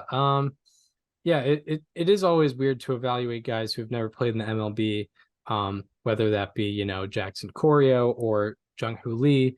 But, the Giants gave him $113 million for a reason, and they obviously see some potential there. My number 7 is going to be James Outman, your number 9 pick. I think just his overall defensive game and base running ability last year, like I'm very, very optimistic about that. Like that's something that's, very hard to do. But he looks like a tremendous athlete. Overall last year, he had 248 with a 790 OPS. He had a 112 OPS plus, 9 outs above average, one defensive run saved, 16 stolen bases, and a 5.7 BSR. I think he was taking a lot of extra bases on people's hits and whatnot. But yeah, I'm very optimistic about what he can bring to the table defensively and on the bases, as well as be an above average hitter. So I think he ranks. That might surprise people. I'm not sure. I don't think it surprises you. I think you see that potential as well. But he's just overall like a whole package guy. So we're going on to my number 6 now. This is where I put Cody Bellinger. You had him at number 8, and I know you've shown a lot of concern with him, and I get it. I understand why. I think he had better numbers than a lot of the guys that I put above him on this list, kind of for that reason. When you have a 38% sweet spot rate over 424 batted balls, you're going to outperform your expected numbers. That's just what it is. And you have a little bit more control over your sweet spot rate than you do over your batting average, expected batting average, slug x slug, whatever. And if Cody Bellinger can keep himself in like the 35 to 38% range in sweet spot percentage, I think he'll outperform whatever expected numbers he has again in his next uniform. He did a lot of things very well last year. Outside of hitting, he had 5 outs above average. He had, I know that his Fangraphs defense wasn't as good, but they both agreed on his base running. He had 2.7 BSR. He had 75th percentile sprint speed, 87th percentile base running run value last year. And he also cut his strikeout rate by 12%. He went from 27.3% to 15.6% between 2022 to 23. So, do I think he'll post that kind of season again? Probably not, but I do still think he's a top 6 center fielder. I put him above all of those guys that I listed previously, and all the guys that you have also previously listed. Spoiler alert. Right. I find the take of the sweet spot rate signifying that he will outperform his expected numbers, because I feel like if you're hitting it in the sweet spot, so I don't think he'll outperform them to that degree again, but I think you're going to have very good numbers with a 38% sweet spot rate. I think is what I'm trying to say. Yeah, I'm not trying to say that he'll have a 40-point difference in expected batting average again, but like, I don't know, it could be 20, 10, 15 points. But I think that's implying that that like when you hit it in the sweet spot zone, that it doesn't matter, like the expected numbers when you hit it in the sweet spot zone are higher, because guys get better results when they're hitting it in the sweet spot zone, which is why I think the expected numbers would be up when you hit it in the sweet spot zone. So I don't know. I think the reason I think if he continues to hit at that high of a sweet spot rate, I'm not gonna be too alarmed at a lesser difference between his expected numbers and his regular numbers. Yeah, obviously, like I said, I'm not saying he's gonna have 40 points over in batting average, 90 points over in slugging, whatever it was. Like, that is an extreme. And like I mentioned, he had better numbers than some of the guys that I'm putting above him on this list. But I don't think, I think if he continues to hit in the sweet spot that much, then he'll continue to get very good results and maybe better than whatever his expected numbers are going to be. Right. I just think, like, it's not an implication that that he has higher actual numbers than his expected numbers because he hits it in the sweet spot rate so much. I think the reason why he had higher numbers than his expected numbers was because of his luck on ground balls, not necessarily because of how much he was hitting it in the sweet spot zone. But no, I get it. I understand what you're trying to say. Nonetheless, we're not really that far off on him. I have him 8, you have him 6. Yeah. My number 6, speaking of expected numbers, I think he's an exception when it comes to expected numbers. I don't even know if you're going to have this guy on your list at all. But my number 6 is TJ Friedl.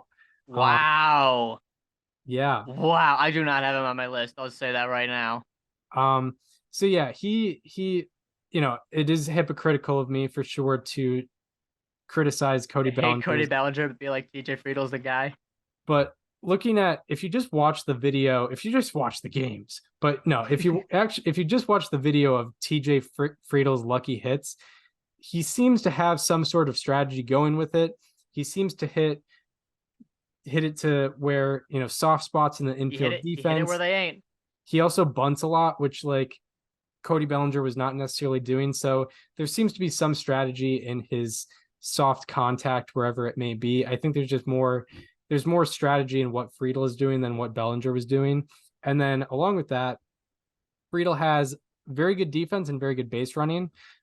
He had overall last year, he had 279 with an 819 OPS, a 118 OPS plus. I'm not sure that's going to sustain itself, but he had a four outs above average in center field, +2 arm value, 0 defensive runs saved, which is, not the best, but 27 stolen bases and a 9.1 BSR and 66% extra base taken rate. So he's a real threat on the bases. He's heading into his age 28 season. And like I said, he has a very unique hitting style where I don't necessarily look at the expected numbers with Friedl, because the fact that he can hit over 300 on ground balls is more of a result of strategically placing it in a good spot, with the bunts or with the softly hit ground balls. He seems to have just more strategy. It's not necessarily just happening to get through holes. Do I expect him to get it repeat on a 118 OPS plus? No, I don't. But I think he'll still be an average to above average hitter, maybe a guy with like a 105 to 110 OPS plus, while being a very positive contributor on the bases as well as defensively. So that's why I have him ranked above the good Cody Bellinger and James Outman and Cedric Mullins and Jack Sawinski, as well as Jackson Coria, who I don't have on my list here. But I think he's shown ability to consistently outperform those expected numbers, which is why I don't necessarily look at them as much. Mm-hmm. So now going into our top 5, this is kind of where the list became a little more straightforward for me. But at number 5, I have Michael Harris II, who struggled for a large portion of last season and looked like he was kind of going through a sophomore slump, but he ended strong at an 891 OPS from June 14th on and found his way to a 4-win season with, very good defense and base running and a little bit of, like I said, a little bit of a down year on offense, but, I think I can kind of be forgiven because of that.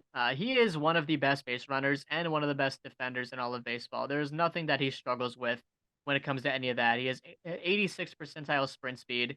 He has 92nd percentile outs above average, 93rd percentile arm value, 89th percentile arm strength, and then going back to Fangraphs, 7.7 defensive runs above average, 3.9 BSR. So, I mean, all of it comes down to hitting. And his hitting is a little weird because he has one of the lowest walk rates in the league. He had a 4.6% walk rate in 2023, also a 4.8% walk rate in 2022. He also chases a lot despite not striking out a lot or whiffing a lot. But he had a 304 expected batting average. You look at him on Fangraphs and think, okay, 334 BABIP, 366 BABIP from June 14th on. But, when you have that good of an expected batting average, that can be a little bit forgiven. 490 expected slugging, and also an average exit velocity of 91, hard hit rate of 48.5%, barrel rate of 10%. There's a lot of things that he does extraordinarily well. So I put Michael Harris II at my number 5 spot. Yeah. He's definitely had some interesting time in the major leagues for sure. This is where things get a little bit squirrely for me, maybe a little bit controversial, but I have Mike Trout number 5. And this isn't me to say that he's going to be worse than the guys ahead of him on a game per game basis. But as far as total 2024 production, obviously he hasn't shown, just trailing back to why I have him ranked below some of these guys is he hasn't had a full season since 2019. You could even argue 2018. So I'm not sure if I can rely on him playing, more than 100 games. So that's why I'm going to have some of these guys ranked ahead of him. And, on a game per game basis, I think he's better than guys like probably Luis Robert and Michael Harris, but I just trust them to have a full season more than I do Mike Trout. Just over on the overall outlook with Mike Trout, last year hit 263 with an 857 OPS, 131 OPS plus. He had 4 outs above average, 1 defensive run saved, 2 stolen bases, and a 1.8 BSR. He's also heading into his age 32 season. I think if he's healthy, if I can rely on him to play, 130 games, I think he's definitely top 3 in this list for me. But it's just like, if I'm projecting for 2024, I have to play health into a factor for sure. So that's why I have him. That's why I have him number 5. But I think on a game per game basis, he's still one of the best players in the game. I think those offensive numbers are going to jump back up for him. I think he'll have an OPS plus maybe around 150, but I don't think just overall he's going to play that much. And if he does, then I hope he does. If he does, then definitely shame on me for this pick, but I have him number 5. At number 4, this is where I put Luis Robert Jr., which is, I think had the best season of his career. In the last year, he played 145 games. It was his first time playing more than 100 games in a season, and he put up a 128, weighted runs created plus with very good defense and good base running on Fangraphs.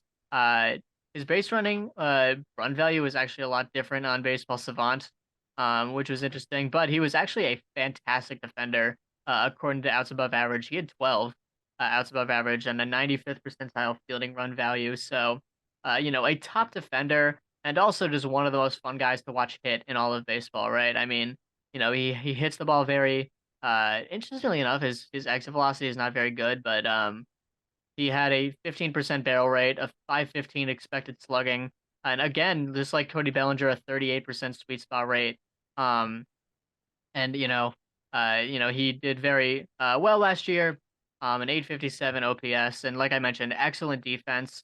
Certainly a couple things to improve on, most notably contact. And he's a guy that he's in the big three in, as far as chase rate, whiff rate, and strikeout rate. He's 15th percentile or worse in all three of them. Not to mention the 5% walk rate isn't very good. There's a lot of things to improve on. A 315 OBP is not the most ideal outcome. But he does have a couple of other good things going for him, which is why I didn't put him in it's kind of the thing that kept him out of the top 3, but also the things that kept him in the top 5. I really like the pluses that Luis Robert has. He's kind of like a player of extremes, like you mentioned earlier, with Jack Sawinski. But yeah, I did put Luis Robert at 4. Yeah, I also have Luis Robert at number 4.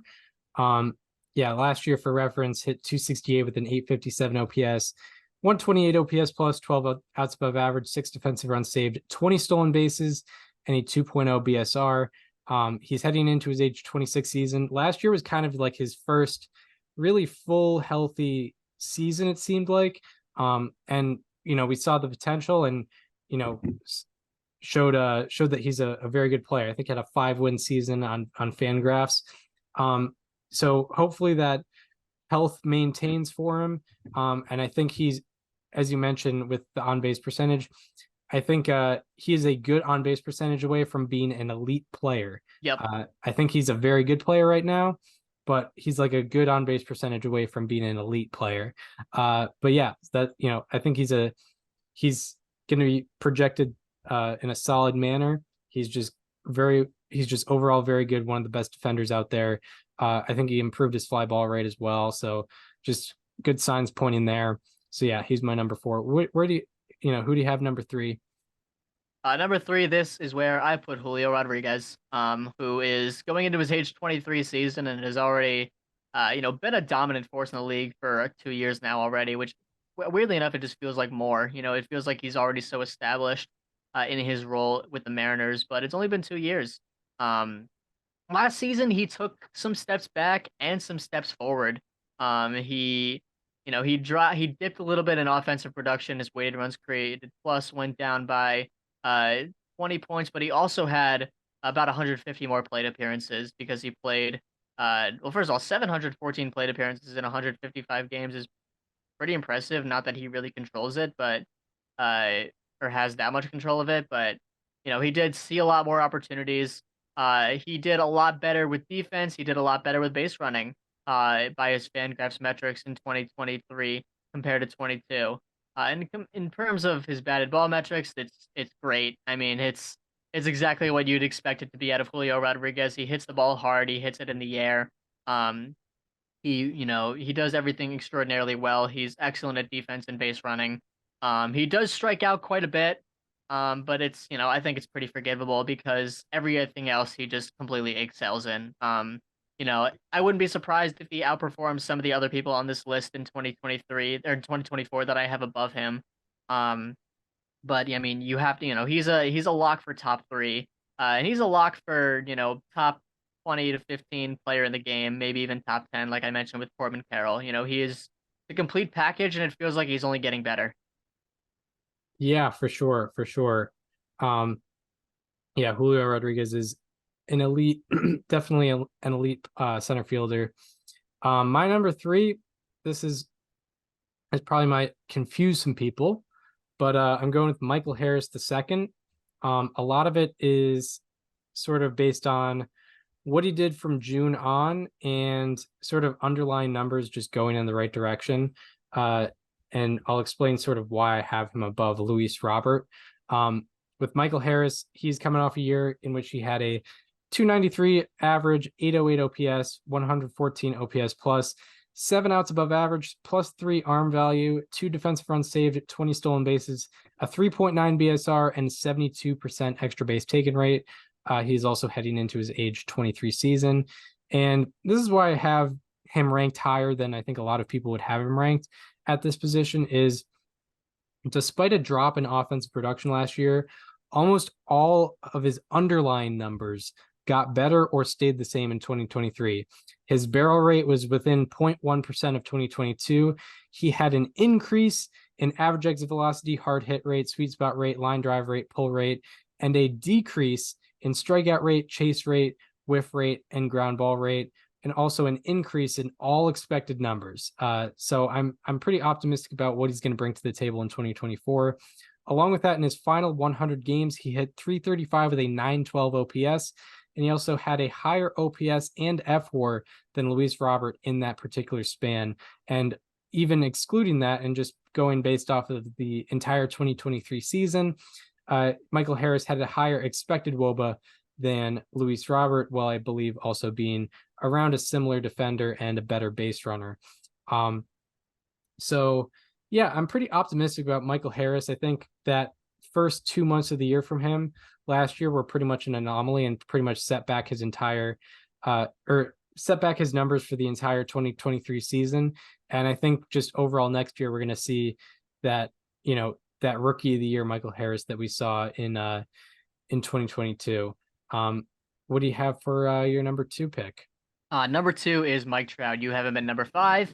And he had his worst season probably in his career, out excluding 2011 in 2023. When you consider what he did on the field, he only had a 134 weighted runs created plus. With that being said, he actually had his best defensive season on Fangraphs and on Baseball Savant since 2018. People have been kind of questioning his defense for a while. And as far as I'm concerned, he's still going. Defensively at age 32, going into 33 next year. He had 96th percentile sprint speed, 84th percentile outs above average with 4 outs above average last year. And, I feel like people worry about, his health, but also the fact that he's not getting any younger and he's going to start declining with age. And I feel like if he hasn't shown that clear decline in defense and base running yet, there's no reason to believe we're going to see it in offense yet. I know that we did kind of see it last year, but it could be, I don't see any reason to believe he can't get back up to where he was beforehand going forward. He got unlucky in terms of expected batting average. He had a 12-point difference. Expected slugging, he had a 33-point difference. Still hit the ball very hard, still hit it in the air at a tremendous rate. Had 95th percentile hard hit rate and barrel rate. Chased at a great rate, 19.7%, which led to an 88% walk rate. His strikeouts have certainly gotten to be concerning compared to where they were before, but I still think that, prime Mark Trout is somewhere in there. Maybe he won't have his 2019 again, maybe he won't have his MVP seasons again, but I still think top 5 player in the league, Mike Trout, is in there. And yeah, we haven't seen it over a full season since 2019, maybe even 2018, but a lot of signs are still pointing to the fact that he's still there. Yeah, I totally agree with that. And I still think he is, when he's on the field, like a top 10 hitter in the game. He's one of the best hitters in baseball for sure. And like, even just if you look at longer samples, like even just including his 2022 season, past 2 years, a 941 OPS, 157 OPS plus. Like he is elite at the plate, while being pretty much either neutral or positive at both base running and defense. So yeah, on a game per game basis, I think I would have him above Julio Rodriguez, and I would have him number 2 as well. It's just, it's a matter of delivering. We are considering projected health very differently here. Like I mentioned, I had Byron Buxton on my list. So yeah. And then that's an even more extreme example with struggles staying on the field compared to Mike Trout. Exactly. Unfortunately, yeah. Exactly. But yeah, I mean, game per game basis, I still put Mike Trout number 2. Yes. And I think, and like you mentioned, you would as well. Right. So now on to my actual number 2, which is Julio Rodriguez. He is, he's great in all 3 phases of the game. Just coming off a year in which he hit 275 with an 818 OPS, 128 OPS plus, 12 outs above average, -2 arm value, but 12 outs above average nonetheless. -5 defensive runs saved, which is weird. But 37 stolen bases, a 7.0 BSR, and 57% extra base taken rate, and he's heading into his age 23 season. He's a real great player in all aspects of the game. He had 90th percentile or higher rankings in batting run value, base running run value, and fielding run value. And I think with better strikeout and walk numbers, he could be a top 5 player in the game, given all of his tools. He's not quite there yet, but he is still just an amazing player. There's a reason why he gets so much hype. He's one of the best players out there. So now on to number 1. Yeah, I mean, I think it's going to be no surprises here. My number 1 center fielder in baseball going into 2024 is Aaron Judge. He had another tremendous year last year, albeit one where he unfortunately didn't stay on the field for 60-ish games, and it really sucks for the general baseball world that he wasn't on the field, because he still found a way to put up 37 home runs in just 458 plate appearances and 5.3 FWAR. He had like an MVP caliber season in just 106 games last year. And not only that, but that 174 weighted runs created plus that he had, kind of a miracle that it was that low. He had the unluckiest difference in baseball in slugging minus X slugging, a 99-point difference. He only slugged 613. It should have been 712. Or, they was 712 in the expected numbers. He had the unluckiest difference in WOBA minus X WOBA. His WOBA was 420. His expected WOBA was 461, a 41-point difference. He's actually the baseball world actually got a lighter side of Aaron Judge with his 1019 OPS because he actually was very unlucky in many metrics. So, he's still, he had in many ways had just as good of a season as his 2022, where he famously hit 62 home runs. And there's no reason to believe that he can't do it again in 2024, excuse me. Yeah. So Aaron Judge is also my number 1, consensus number 1. And, when we get to top 100 players of 2023 overall, he could potentially be number 1 on that as well. Just recapping his 2023 he hit 267 with a 1019 OPS, 175 OPS plus. He had 1 out above average in center field, -1 defensive run saved in center field, 3 stolen bases, a 1.0 BSR. And now he is heading into his age 32 season. He's the best hitter in baseball while being a positive contributor on defense and the bases.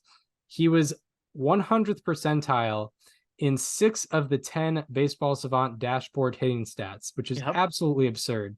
And out of 2,225 seasons in the StatCast era with 200 plus batted balls, Judge's average exit velocity, hard hit rate, and expected slugging from 2023 were all the highest out of over 2,000.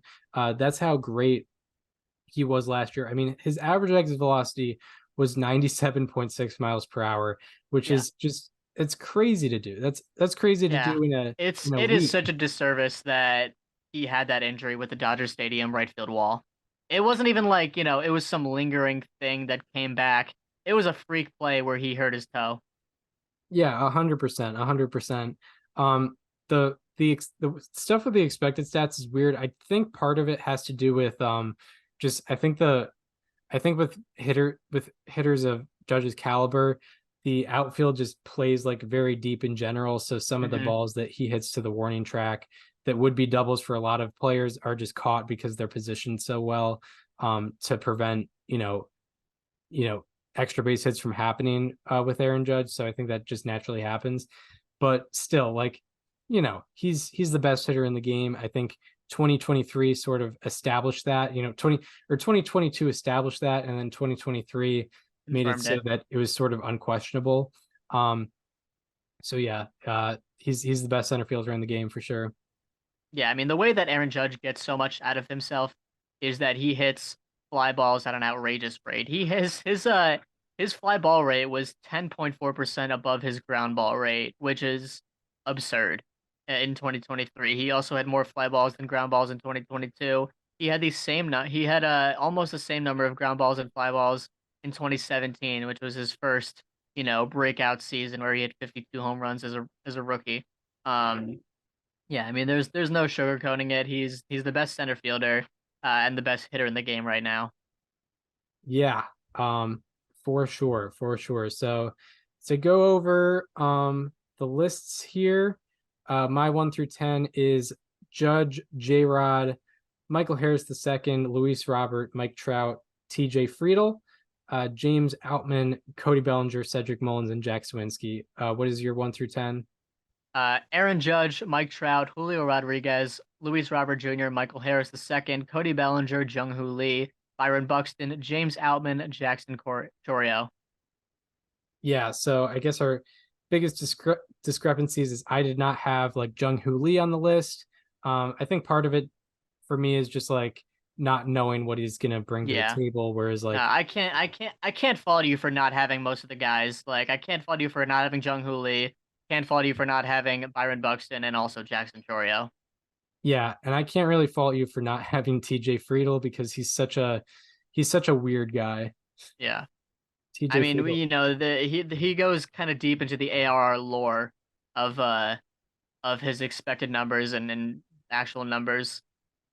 Exactly. The only guy that like we had like a like a Western standoff for using him for how about that's.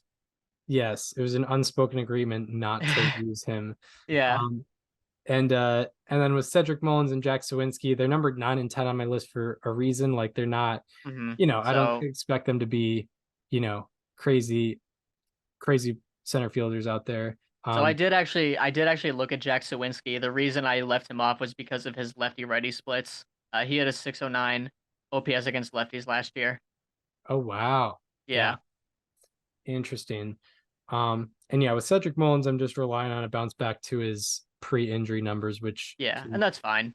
That can easily go in the wrong direction for sure. Because it's projected health also, which is a very, very weird thing. Okay. So yeah, that is it for the first of or the first and second of 10 positional breakdowns. This is a randomizer list. No bias into why we're going in order here. It's just center field and left field were the first ones that appeared on the randomizer list. So that's what we're going with. Next week, I think, is starting pitchers, I believe. Starting pitcher, and I have to remember the starting pitcher and right fielder. So we're going to knock all the outfielders out. Nice, all the outfield. Very quick. Very, very quick. Okay, so now on to the final part of the episode, the Hall of Fame. Yeah, the Hall of Fame bubble case breakdown for Carlos Beltran. This was most of the work done for this was by Daniel Curran. So I think I'll have you sort of lead the discussion here. Sure. So Carlos Beltran is in his second year on the Hall of Fame ballot. He debuted last year at 46.5% of the vote, and currently he is at 66.7% of the vote after there have been 123 public ballots revealed. One of my Hall of Fame hot takes was that Carlos Beltran was going to have the largest year-to-year gain of any returning candidate on the ballot. As of right now, he has the largest net gained / lost. He is, plus 11 in terms of the net gained this year, and no one else is above plus 8, which is Gary Sheffield. So as of right now, that TIG looks pretty good, but it certainly could change with the private ballots and the post-election public ballots. So as far as his on-the-surface stats, he had 70.1 Baseball Reference WAR and 67.8 Fangraphs WAR as a center fielder. And he had 44.4 peak WAR, which is 0.3 below the average Hall of Fame center fielder. So he's right in with the average Hall of Fame center fielders in terms of peak WAR and also in terms of career Baseball Reference WAR. For his slash line total for his career, he slashed 279, 350, 486 for an 837 OPS, a 119 OPS plus in over 11,000 career plate appearances. which is a very large number for a career. Chris, you want to take it from here?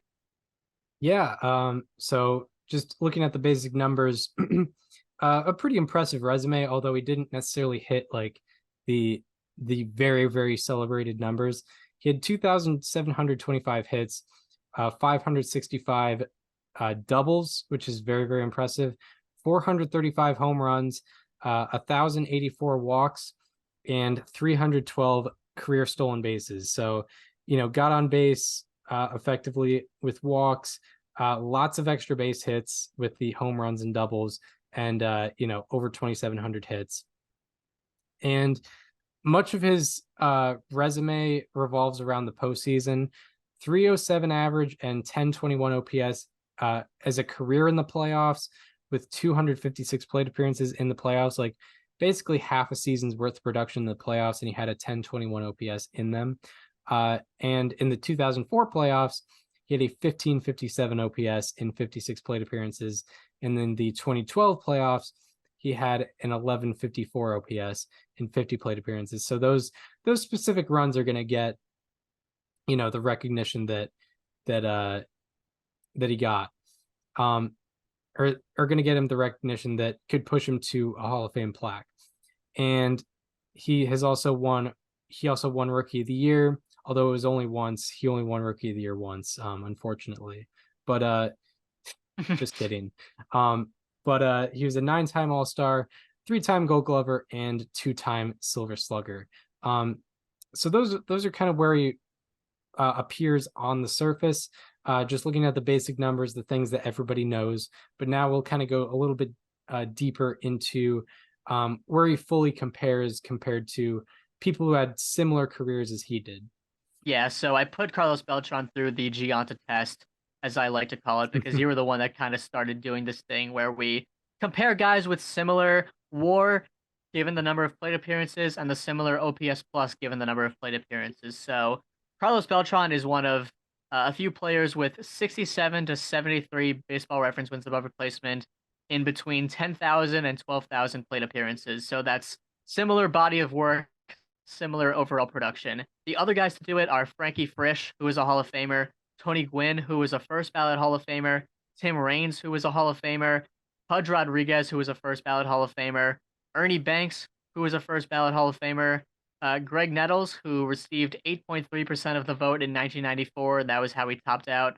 Dwight Evans, who received 10.4% of the vote in 1998, and Miguel Cabrera, who will be a Hall of Famer, a first ballot Hall of Famer in the year 2029. And in terms of players with a 115 to 120 OPS plus in 10,000 to 12,000 plate appearances is Roberto Alomar, who is a Hall of Famer, Luis Gonzalez, who was dropped in his first ballot, Darrell Evans, who was dropped in his first ballot, and Andre Dawson, who is a Hall of Famer. Keep that name in mind for later. Yeah, 100%. And I think also what could be noted with the players with the 115 to 120 OPS plus in 10,000 to 12,000 plate appearances. So Gonzalez and Evans were first ballot drops, but Beltran had what neither of those two had, which were both positive defensive wins above replacement and positive base running runs. Positive base running runs doesn't even put it lightly. It doesn't even put it the way that it truly is meant to be put. Yeah, Beltran had 55 career base running runs, which are really, really a lot. Yeah, also a 67, I believe, BSR for his career. Yeah, that's quite a bit. So he was really good, whether he was stealing bases or taking extra bases on hits. He was an extremely good base runner. So he compares more to the Roberto Alomars and Andre Dawsons on that particular list. So now we go into the case against and the case for, with guys we kind of think should be Hall of Famers. We typically do the case for last because there's just more to go off of, and guys we think shouldn't be Hall of Famers, we typically go with the case for first because we think there's more with the case against. So with Beltran, we sort of rank him as, a Hall of Fame quality player. So we're starting with the case against. The first one is he only finished top 10 in MVP twice and only top 8 one time.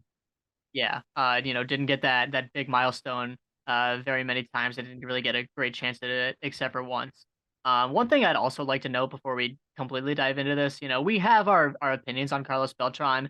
We still make an effort to give you the best case against and the best case for. Same goes for someone that we might be more against. We try to paint the picture as best we can with what people might say against them or for them, regardless of what we think. I try to do my best with Carlos Beltran here, and Chris, you added some things that I think are very good.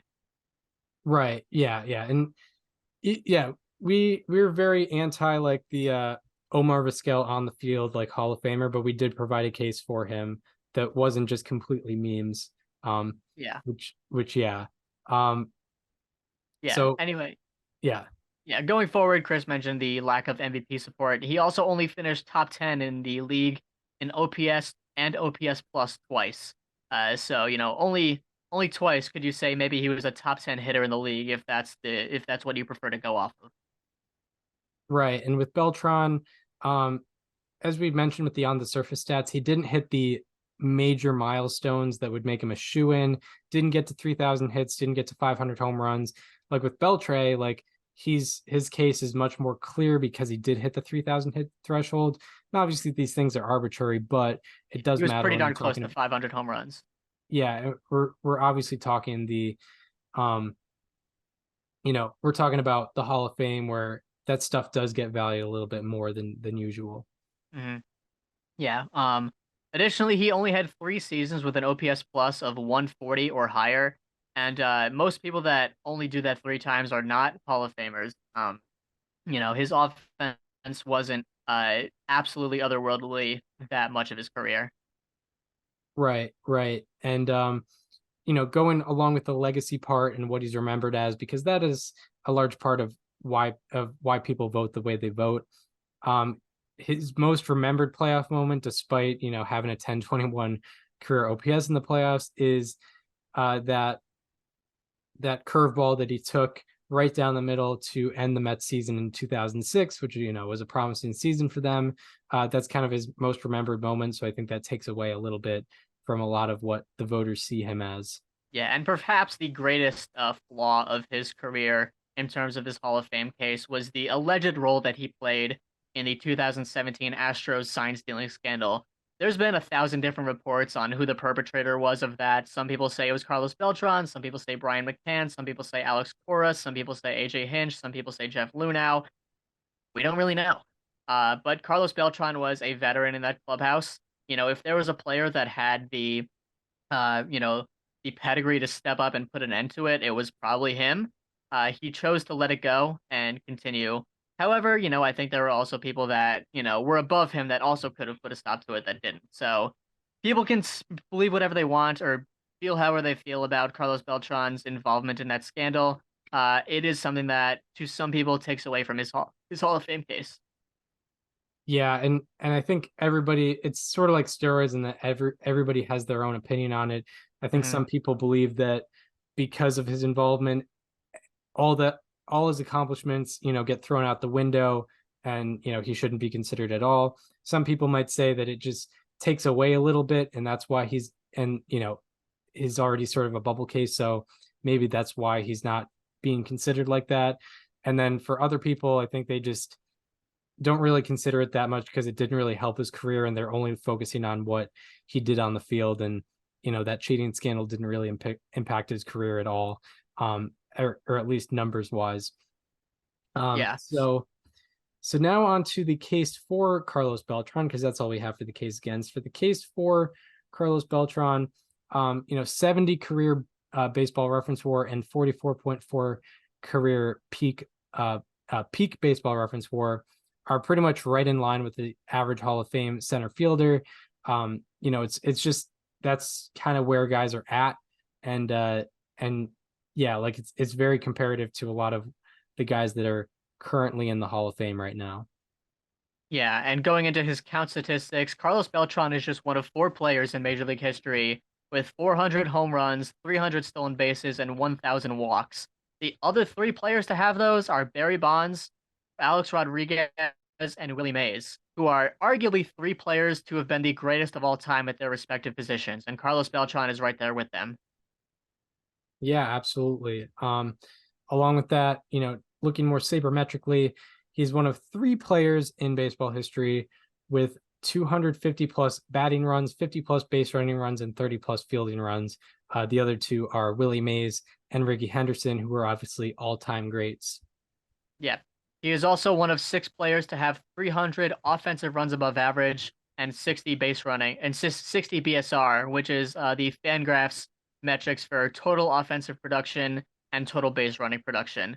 And the other 5 players to have those 2 metrics for their careers are Hall of Famer Ricky Henderson, Hall of Famer Tim Raines, Hall of Famer Billy Hamilton from the dead ball era, not the former center fielder for the Reds, Hall of Famer Joe Morgan, and future Hall of Famer Mike Trout. Yes. And something that I definitely look at when I'm considering Carlos Beltran in the Hall of Fame spectrum is sort of that peak, because a lot of people might say, Beltran was an accumulator, and in some ways he was. But also from 2001 to 2008, Carlos Beltran only trailed Albert Pujols, Barry Bonds, and Alex Rodriguez in Fangraphs wins above replacement. So Pujols was the only clean player ahead of him from 01 to 08 in F4. And he also led baseball in base running runs, BSR. He had 10.2 more BSR than Ichiro and 600 less plate appearances. So even though Ichiro was probably getting more stolen bases, Beltran was just generally the better base runner because he was just more efficient with running around the bases in that time frame. But I think the biggest takeaway from that is he only trailed Albert Pujols, Barry Bonds, and A-Rod in F4 from 01 to 08, an 8-year sample. Yeah, I mean, the reason I put that in there is, if you go to any baseball fan and you ask them who is the best base runner from 2001 to 2008, almost everyone's going to say Ichiro, and that's fair because, Ichiro was kind of his prime, right? 01 it was his rookie year. Beltran was actually more efficient in less time though, so, and by quite a wide margin. So that's why I decided to put that in there. Carlos Beltran had 5 seasons with 20 home runs, 20 stolen bases, and 1 D-WAR, which is Baseball Reference defensive WAR. And he had 5 of such seasons. That is the most of such seasons by any player in baseball history. No one else has had more than 5 seasons, or 5 seasons at least, with 20 home runs, 20 stolen bases, and 1 D-WAR. Yeah, for sure.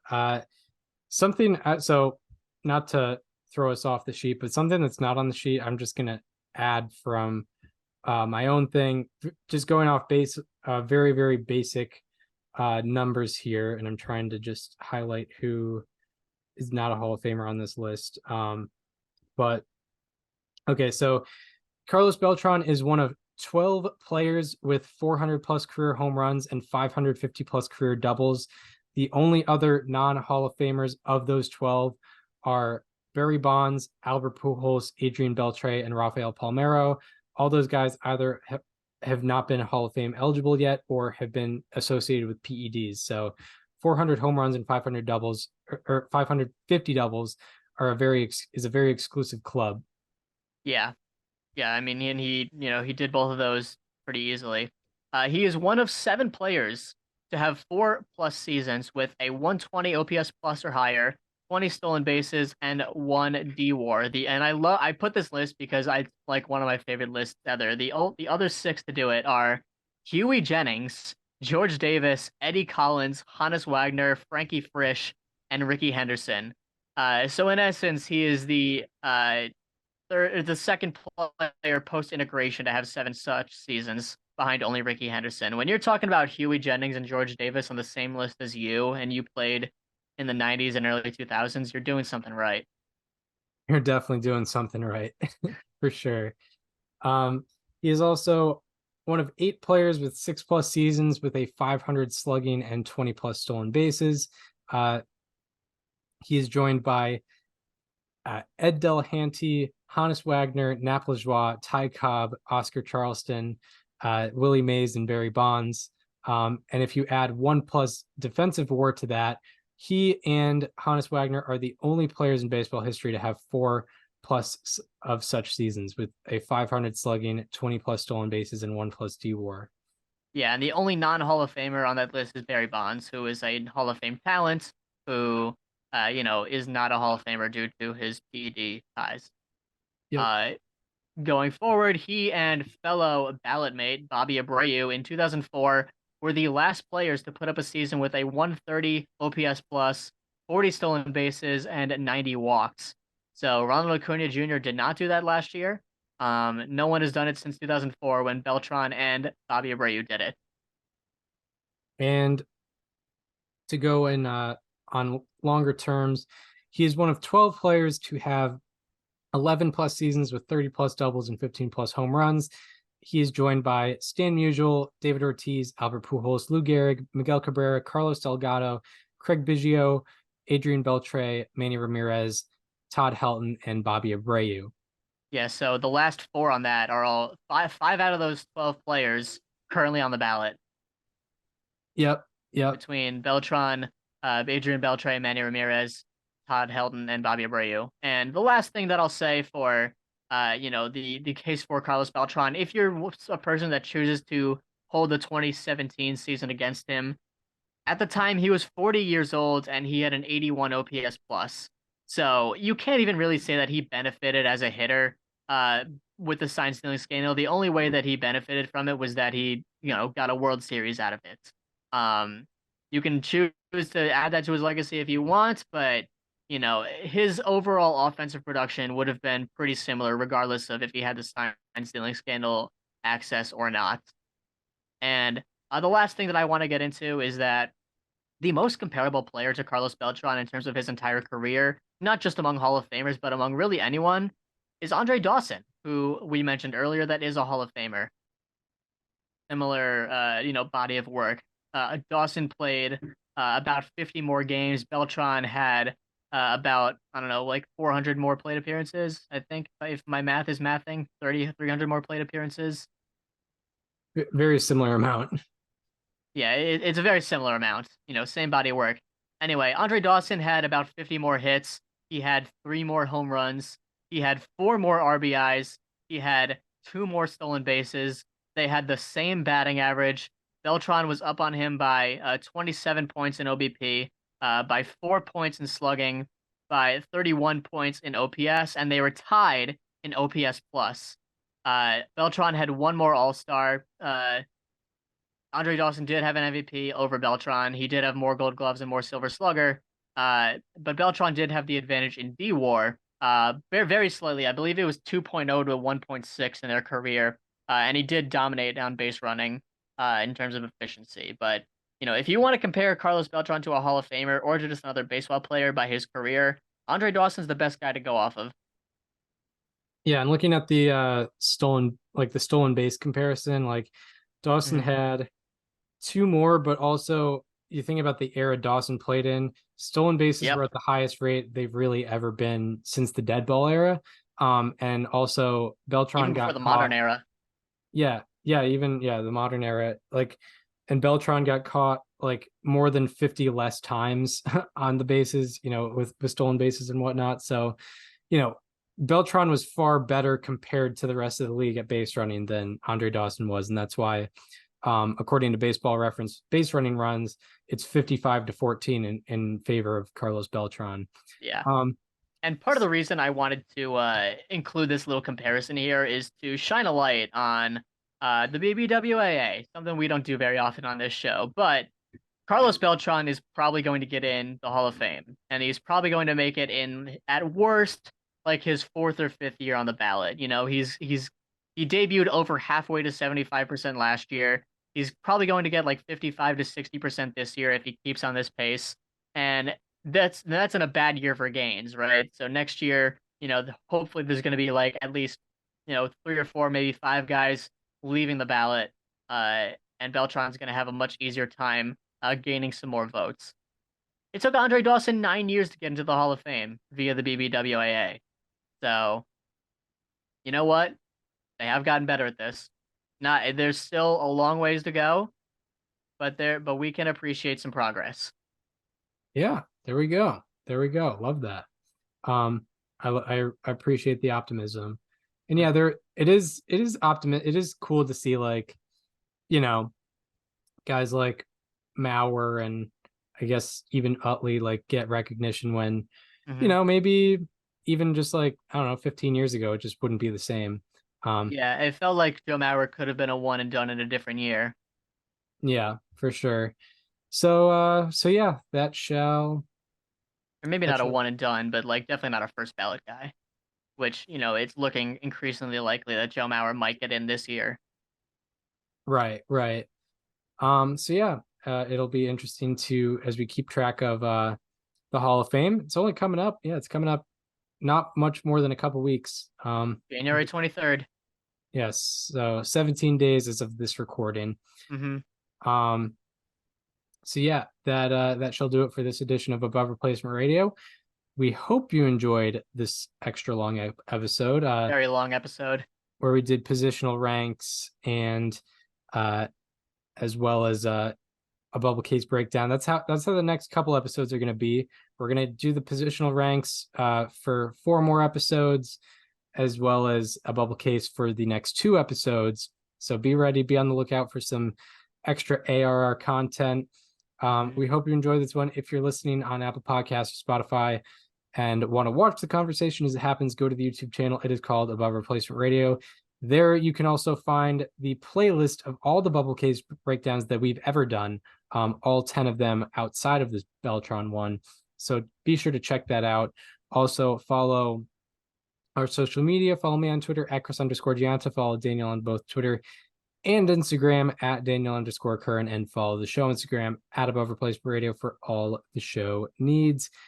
We hope you enjoyed this one, and we hope to see you next time where we will be talking positional ranks and a bubble case breakdown once again, as well as hopefully some free agent signings.